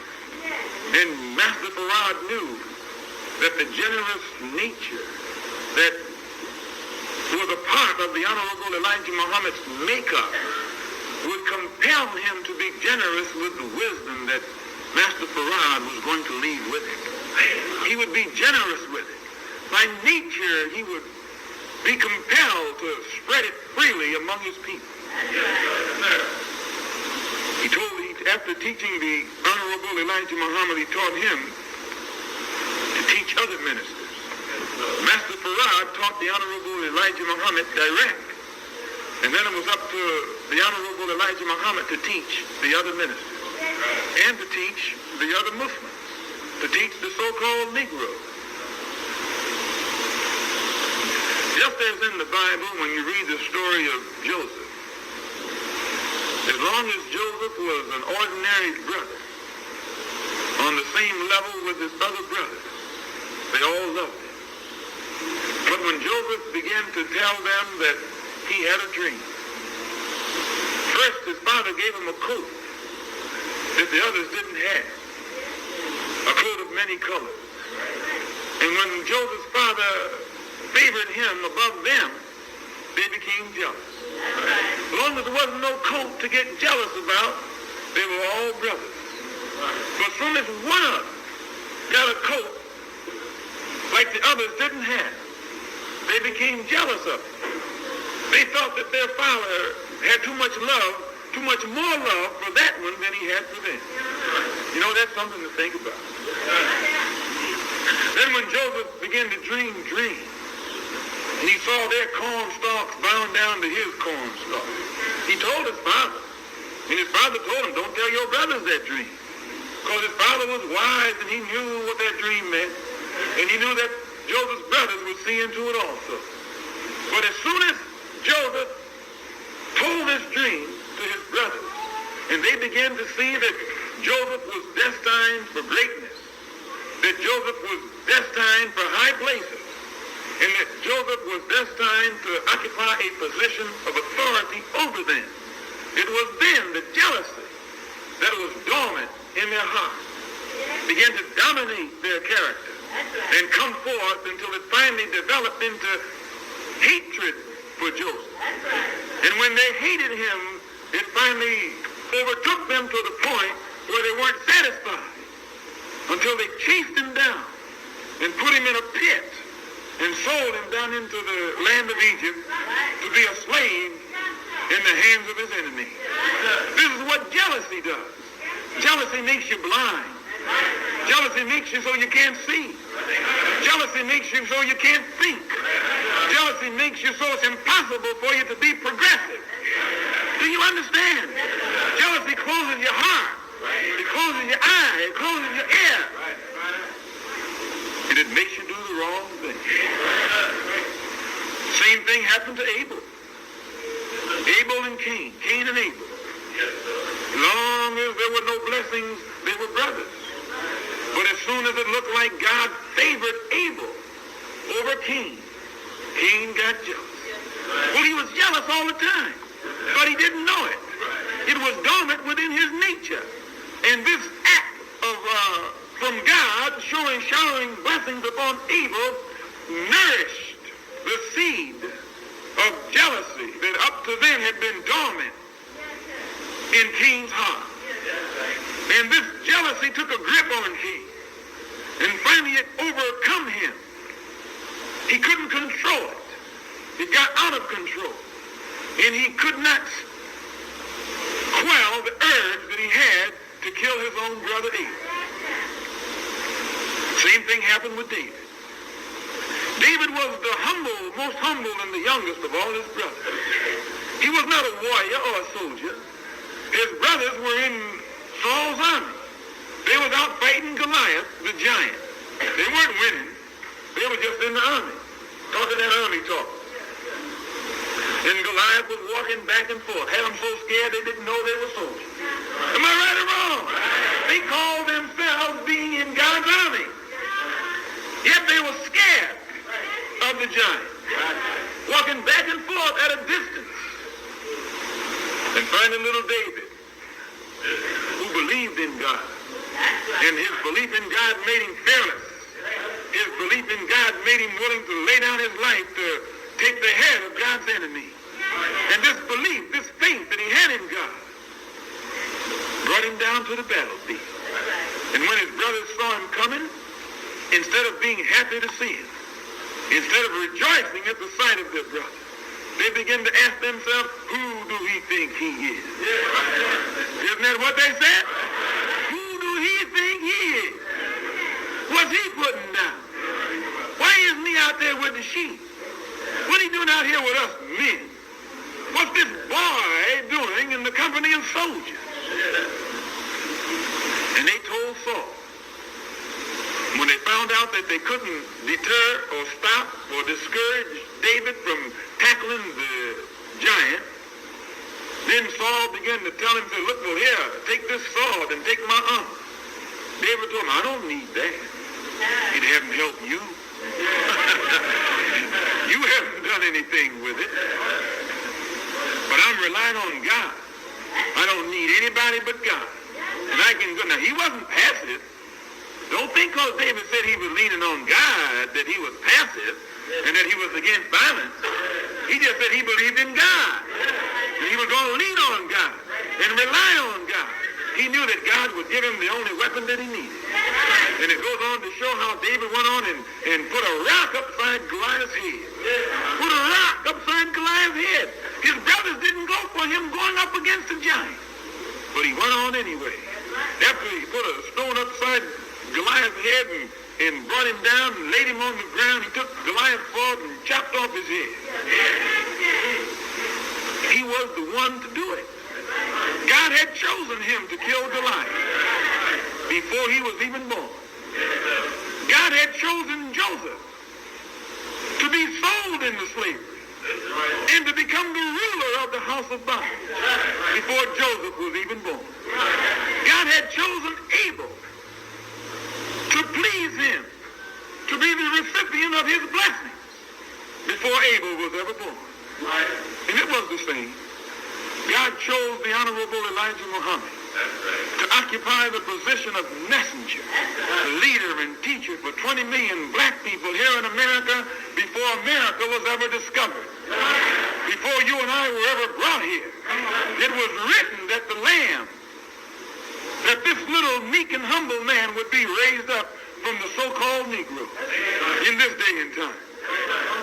Do you understand that?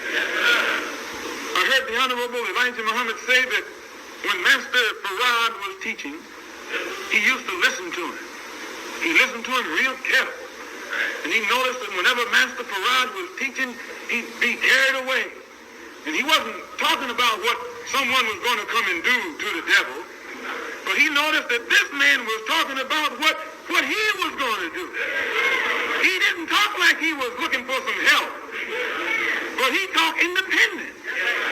He talked like one who needed no help. He never talked like someone told him so-and-so, but he talked like what he knew. He was independent. He listened carefully, and he began to think back all of what he had read in the Bible about this one who was supposed to come in the last day, and about what this one would do when he come in the last day. And he said that he believed every word that fell from the lips of Master Farad. He said he never heard a word that Master Farad uttered that he didn't believe. And because he believed him, he listened to him with an open heart, with an open mind, and with open ears.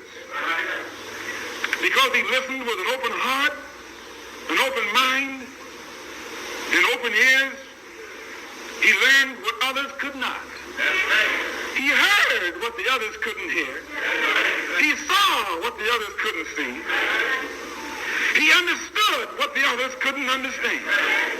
He looked and saw Master Farad as he was. He knew who he was. He began to teach the others there in Detroit to call him prophet. They were calling him prophet because the Honorable Elijah Muhammad said this man is fulfilling all prophecy. And then as he listened some more, he began to teach them to call him the Savior, because he sure is saving us from the condition that we were in. He's saving us from the clutches of our enemies. He told them that this man is the finder of the lost sheep, and he's given life to the lost sheep. They begin to refer to Master Farad as the finder and the life giver, the Redeemer. Those wherein you and I had once been taught and thought that the Redeemer was someone that was born 2,000 years ago. As the Honorable Elijah Muhammad listened to the teachings of Master Farad, he could see that the so-called Negroes, the lost sheep, needed redeeming from your and my enemy. And they could see that the teachings that were coming from the lips, the mouth of Master Farad was giving us life, was redeeming us from the clutches of this devil. He recognized him as the Messiah. He knew that it was written that a Messiah would come in the last day, and that the Messiah was someone who would travel all over the world seeking to save that which was lost. That the Messiah was one who was to come in the last day seeking the lost sheep, seeking the lost tribes who would be found in the house of Israel. He wouldn't be seeking to find the lost tribes of the house of Israel. You got it wrong. But he would be seeking to find the lost tribes who would be in the house of Israel. America is the house of Israel. This is the house of Israel. And you and I are the sheep that have been lost in the house of Israel. Do you understand? Those old Jews, those old blue-eyed things, those aren't no lost sheep. Those things have never been lost. They got all your money. They're your landlord. They're your boss. Right or wrong, you got a Jew who is the spokesman for the president. You got a Jew who's senators in the United States Senate. Barry Goldwater is a Jew. What is his name? Rivercorp is a Jew. Dillon, the Secretary of Treasury, is a Jew. Yeah, he is. His old father was a Polish Jew. He changed his name to Dillon so you wouldn't know him. But our eyes are open. We see him. We know him. So you can't say no Jew is lost. He got all your money. He got his money and your money too. How you going to say he's lost? The Jew knows his language. He knows his own name. He knows his own flag. He knows his own people. No, you're the one that's lost. You don't know yourself.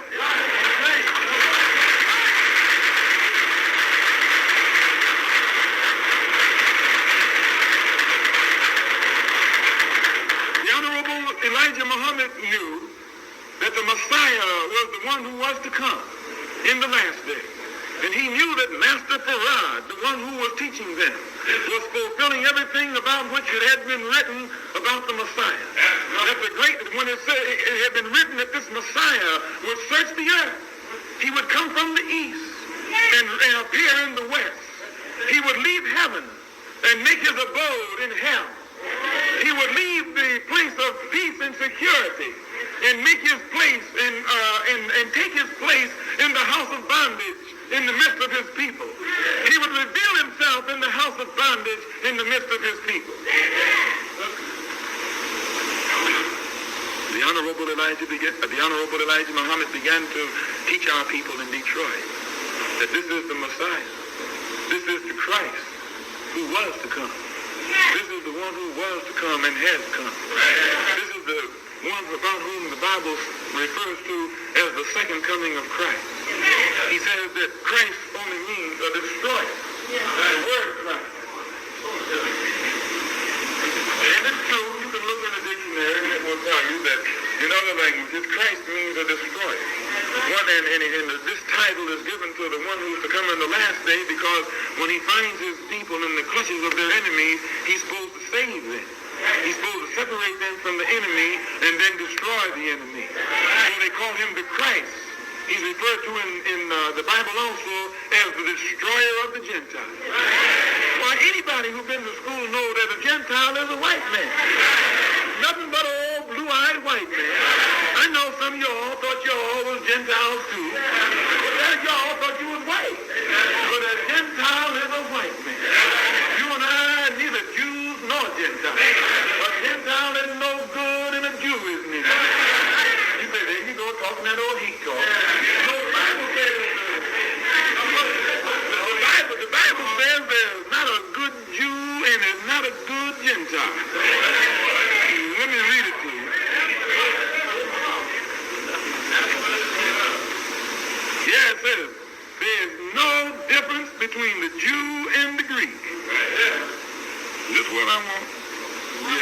I'm in the wrong, but there's no difference between the Jew and the Greek. They're all the same.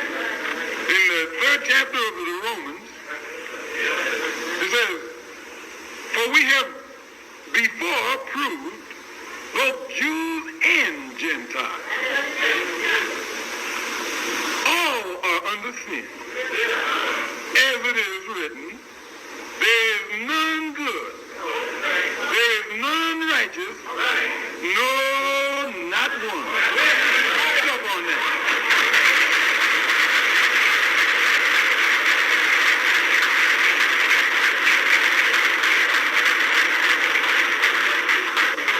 I'm glad you told me where that was. There's none of them no good. And over here in another place it says, in one of these Corinthians, in the 1 Corinthians in the 10th chapter it says, but I say, this is Paul talking. Now you know all y'all talking about what Paul said. Listen, let me read you what Paul said. But I say, the things which the Gentiles sacrifice, they sacrifice to devils. Pick up on that. And not to God. And I would not that you have fellowship with devils. Look what he said. He said a Gentile is a devil. A Gentile ain't nothing but a devil.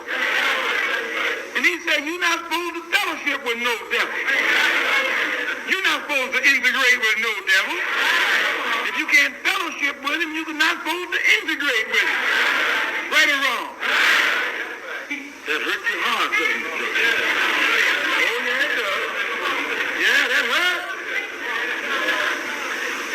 I remember a brother come to the mosque in New York one day. He just had got to the city from the cotton patch.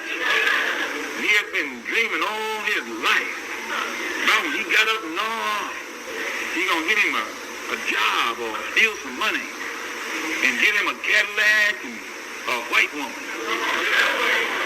That was his dream. And you know how that dream is because you dreamed it.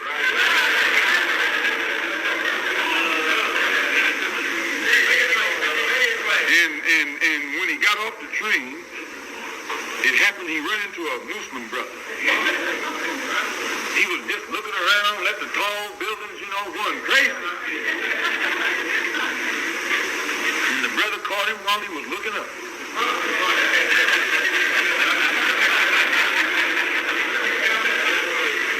And brought him to the mosque.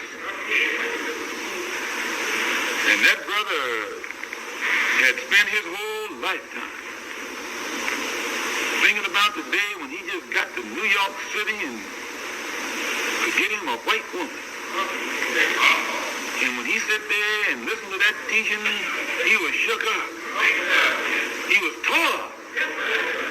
All his plans were just, took a lifetime to lay those plans. In 1 minute to tear them up.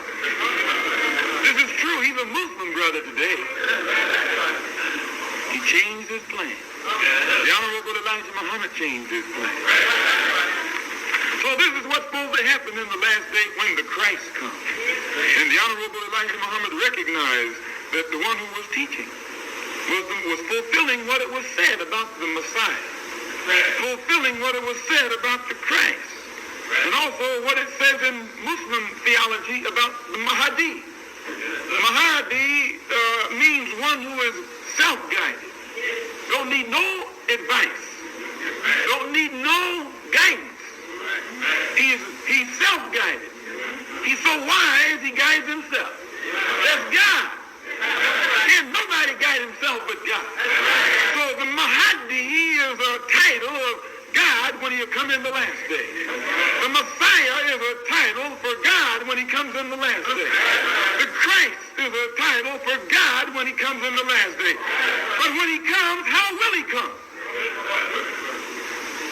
That's what Jesus' disciples asked. How will he come? And Jesus answered and said, as lightning comes from the east and shines unto the west, so shall the coming of what? The Son of Man be. Pick up on it now. So shall the of the Son of a man. Not the Son of a spirit. Not the Spirit of a spirit. Not the founder of a spirit. Spirit is not even mentioned. But this one, this God, is one who in the last day will be born and will come in the flesh. He'll be the Son of a man. He's referred to as the Son of Man. But he'll be born in the east. He'll leave the east and come to the west. But he'll be God in person. He'll be Allah in person. I know that's hard to take. Oh, yeah, that's hard to take. I hear you. You say, what you mean, man?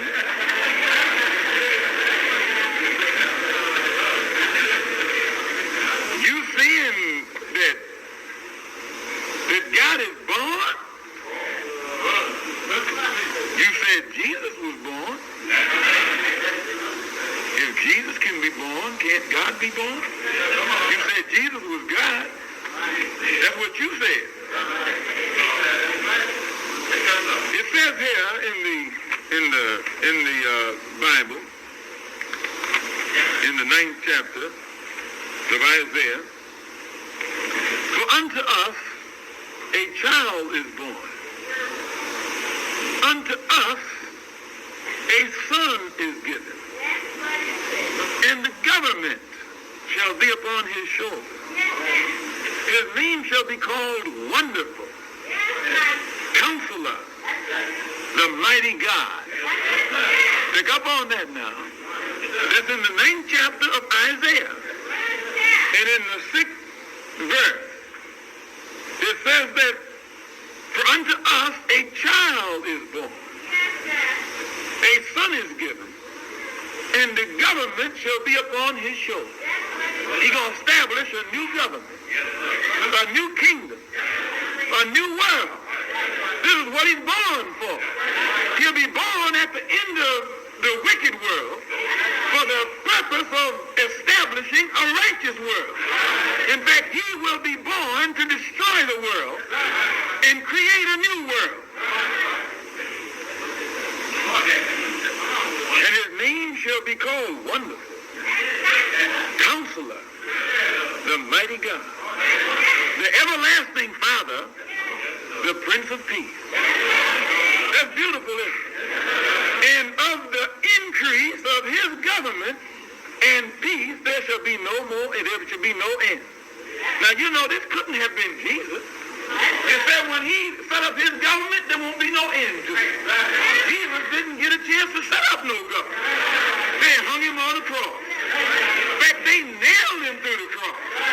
And he cried out, Lord, if there's any way I can get out of this, don't let it happen to me. Isn't that what he did? Yes, that's what he did. They say that Jesus got so scared, the book said that the sweat come off his brow. Didn't they call the sweat blood? Yeah, he was sweating, brother. You know, you sweating when you sweat blood. You sweating when you sweat sweat. This man sweat blood.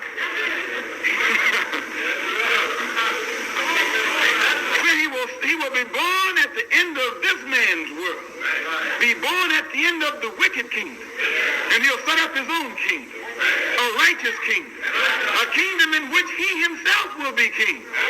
He himself will be the prince of princes. He'll make all his people princes. And he'll be the prince of those princes. He'll make all those who follow him kings. And he'll be the king of kings. He'll make all those who follow him lords. And he'll be the Lord of lords. He'll make all those who follow him gods. But he'll be the God of gods. Is that right?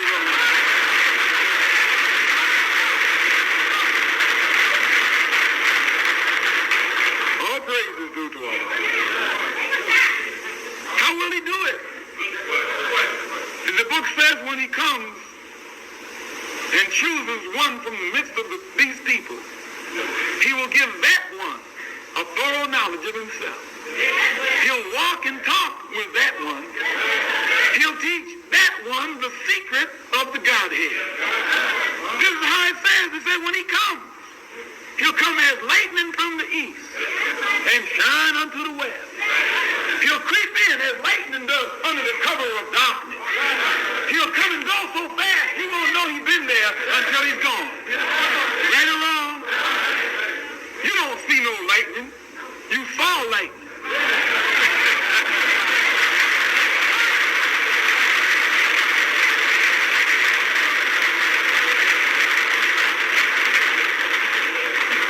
Before you know what it is, it was.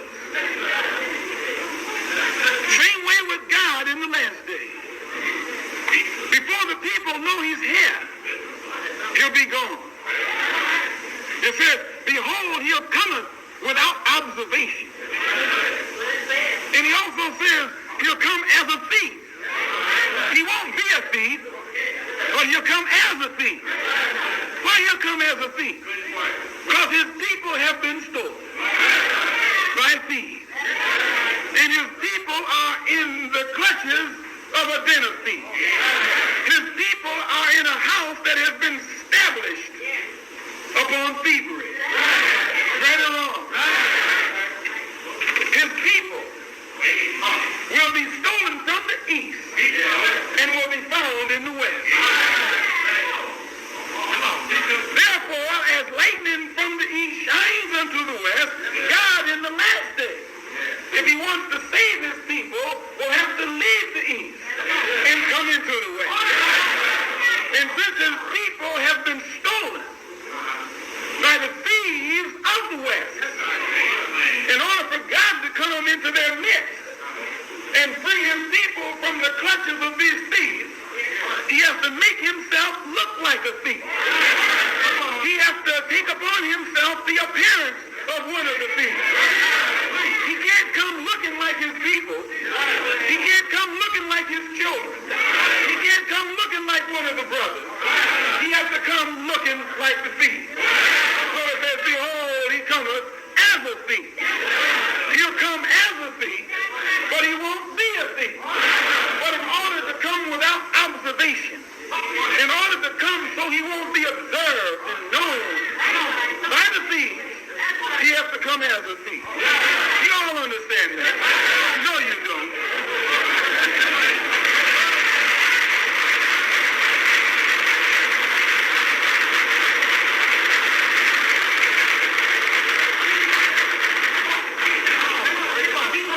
In the 43rd chapter of Isaiah, he says, in the 5th verse, fear not. That's God talking. Who he talking to? He's talking to his people. He said, fear not. Why? For I am with thee. I didn't used to be, but I am now. You should have been afraid yesterday, but you don't have to be afraid today. I saw you from a long ways off when you used to walk in front of the white man, and you'd be so scared your knees would be and your head would be itching. You scratched when you didn't itch because you were scared. But you were scared because you didn't have nobody to protect you. You didn't have no one to lean on. You had neither sword nor shield. But he says, now, fear not, for I am with thee. I'll bring thy seed from the east and gather thee from the west. Look here, what will I do? I'll round up all your black, brown, red, and yellow people back home. They outnumber this man. There's 4,400,000,000 of them, and only 400 million of these. These outnumber these 11 to 1. Look at here. 11 to 1, brother. 11 to 1. When you got someone outnumbered 11 to 1, you don't need no bomb. All you got to do is sit down on that one. And you'll make it.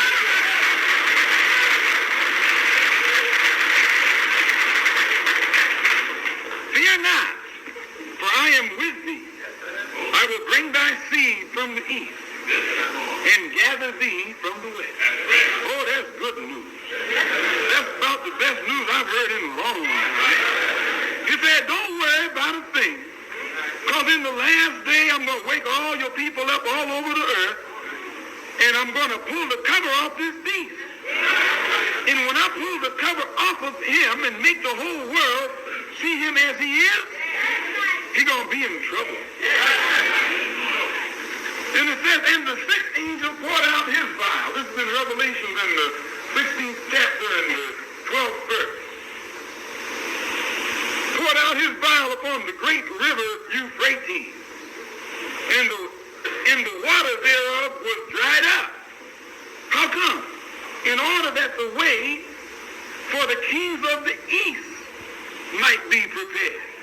You see how God is always talking? All throughout the book, he lets you know that some action is coming from the east. Some action is coming from the east. Some action is coming from the east. All praise is due to Allah.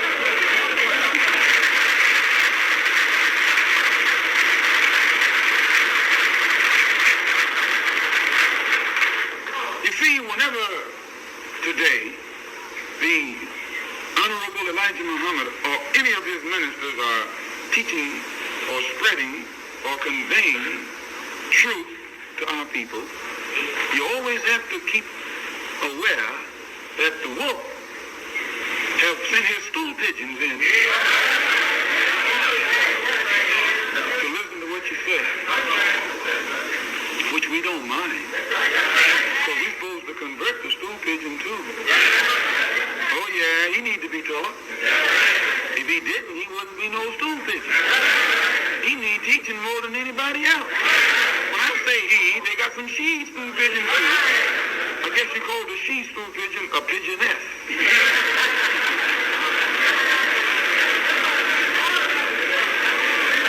I just stopped long enough to point that out so you won't think I'm talking wild. No, I know what I'm saying. And I know you're here. And I know you're here.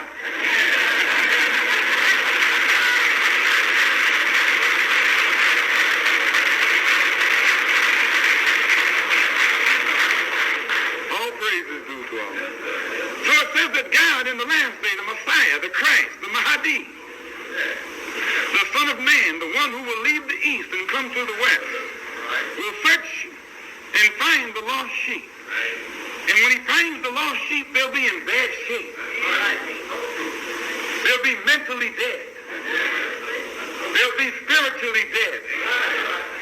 They'll be socially dead. Economically dead. Politically dead. But God will search among these dead people, these dead sheep, and choose a lamb as his own. Choose one from among them as his own. He'll be dead just like the others. He'll be dumb just like the others. Look what it says in here about him. You have to excuse me for going into this book. But you're in it, so I got to go in it. It says, behold my servant, whom I uphold. Talking about this man that he'll find in our midst. Mine elect, in whom my soul delights. This one that I've chosen from the midst of these hard-headed sheep, these stiff-necked sheep, but I've cleaned him up. I'm pleased with him. He delights my soul. I put my spirit upon him. And he, pick up on this, he shall bring forth judgment to the Gentiles. He, that one I chose, that little dumb one, that one from Georgia, that one that haven't been to school, that's the one I'm going to choose. And he'll bring forth judgment to the Gentiles. He'll shut their mouth.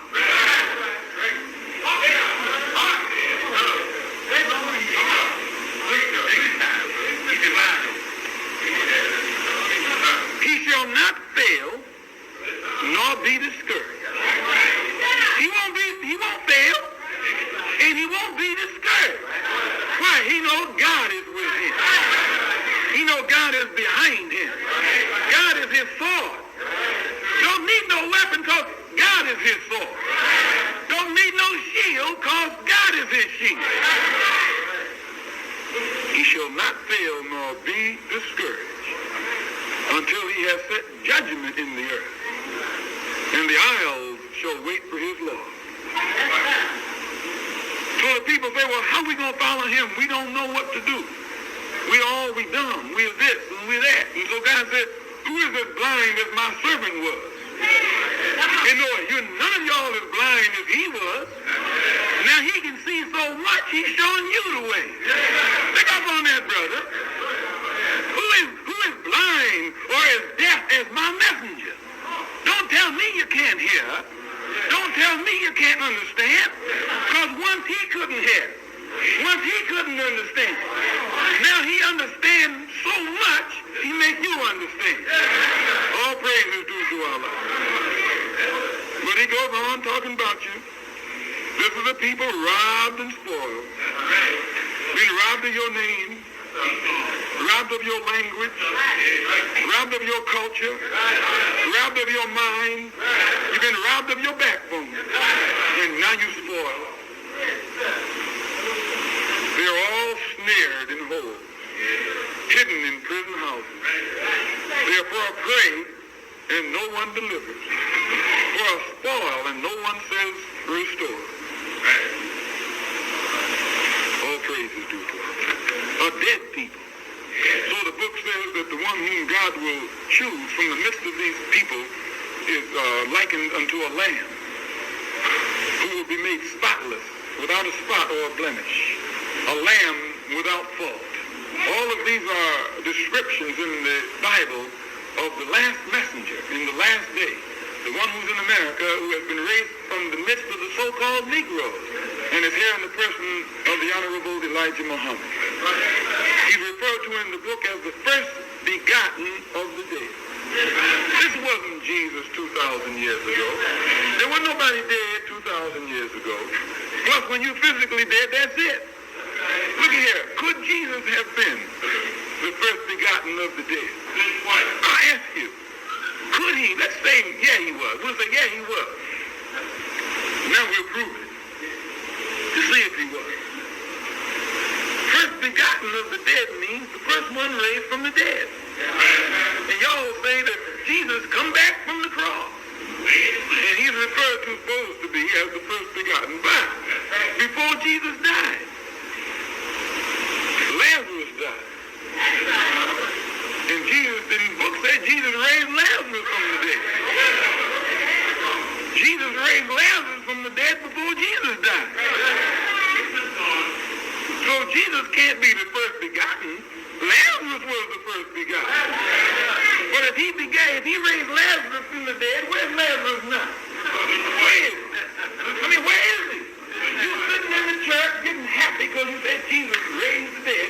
Where is this one he raised from the dead? Where did Lazarus go? Where is Lazarus now? Did Lazarus die again? If he did, then Jesus didn't do right by him. He don't raise nobody from the dead and let him go on and die again. That's not fair.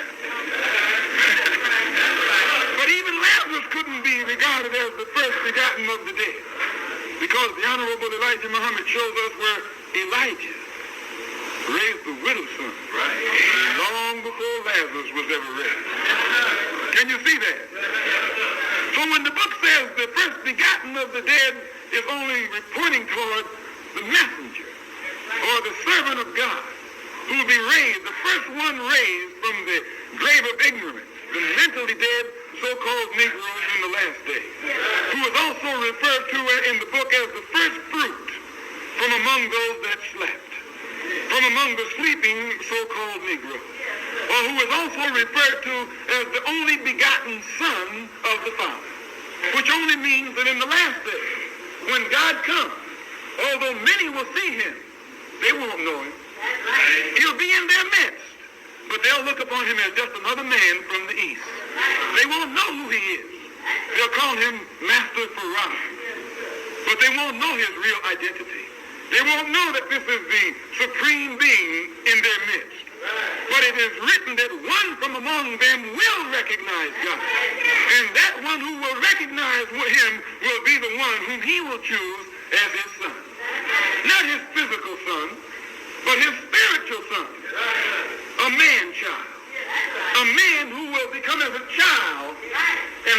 teaching. A man-child. A full-grown man who would be like a child in the clutches or in the hands of his God. Just as Joseph was chosen from his brothers, above his brothers, and David was chosen by God above his brothers, and Abel was chosen by God over his brother, the Honorable Elijah Muhammad was chosen by God above and beyond all the so-called Negroes in North America. And after Master Farad left the Honorable Elijah Muhammad in 1934, those over whom he was placed became jealous of him, just like Joseph's brothers became jealous of him, just as David's brothers became jealous of him, and just as Abel's brother became jealous of him and tried to slay him. Those over whom the Honorable Elijah Muhammad was placed became jealous of him and tried to slay him. He had to flee for his life. He spent 7 years fleeing through the wilderness, just as Elijah spent 7 years in the cave. He spent 7 years along the East Coast, fleeing from city to city. He would never spend more than a day or a few days in any one city. He could never visit his wife and his children. They had stakeouts around his house to try and watch when he would come back so that they could take his life. Through jealousy, through envy. And some of them were just paid by the white man to do so. He didn't flee because he was afraid. He didn't run because he was trying to save his life itself. But he knew that God had been here.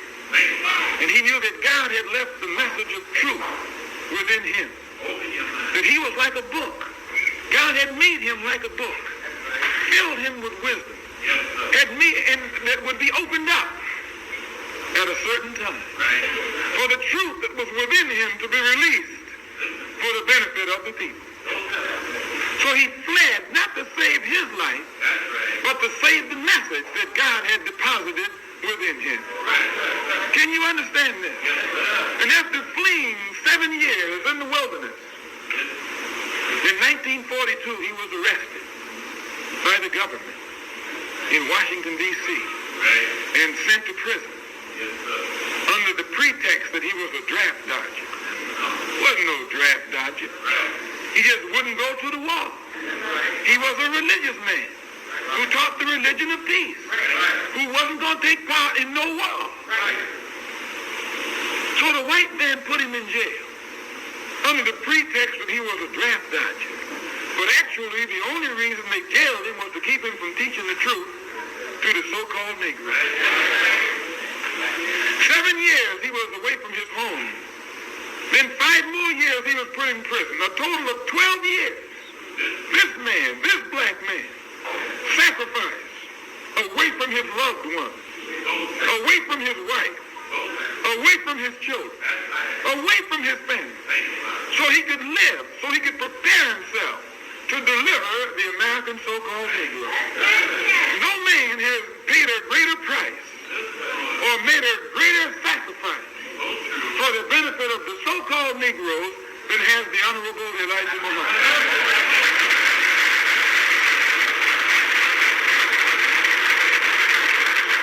When he went to prison in 1942 and came out in 1946, he only had 4 temples or mosques.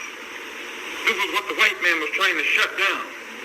Shortly after he came out of prison, his teaching began to spread more rapidly then than it did before. So that wherein in 1942 when he went to prison, or 46 when he came out, there were only 4 mosques in 4 cities. Today there's not a state or a city where there's any sizable number of our people that doesn't have a mosque, Muhammad's mosque, spreading the truth that God gave to the Honorable Elijah Muhammad. in every city, in every community. And now today, it's not enough to have them in every city. Today, mosques are going up in every community. Soon you'll see a mosque on every corner. Churches will close up. Churches can't stand in the face of truth. Oh yeah, they'll close up. They're in trouble now. The preacher have a hard time getting people to go to church. And he can't get none of them moved. Preachers just don't get no ghosts moving in the church no more. You don't find nobody getting no Holy Ghost nowadays, do you? Or do you? No, it's times are changing. God has visited America. God has raised the Honorable Elijah Muhammad from the midst of our people in America and has missioned him to spread truth among our people here in America. And has told him in advance the price he'll have to pay in order to raise this dead nation. And the Honorable Elijah Muhammad told Almighty God, my prayer, my life and my death, my prayer and my sacrifice are all for Allah, the Lord of the world. He has told Allah he will give his life to raise the American so-called Negro. He'll give his life to see that you and I get freedom, justice, and equality. He has promised God that there is no total God, that there is no price, prison, death, poverty, torture, pain. Nothing is too great for him to pay. No price is too great for him to pay to save the American so-called Negro. And brothers and sisters, when you and I know that God has given you and me a leader and a teacher who will give his children, who will give his wife, who will give his every possession so that truth can be spread among our people, so that unity and harmony can be developed among our people, so that progress can be made with our people, why you and I should stand up and also say, my life and my death, my prayer and my sacrifice are all for Allah, to help the Honorable Elijah Muhammad get this mission accomplished. So on that note, I bring my talk to a close as I greet you in the name of Allah and his messenger, the Honorable Elijah Muhammad. Salam alaikum.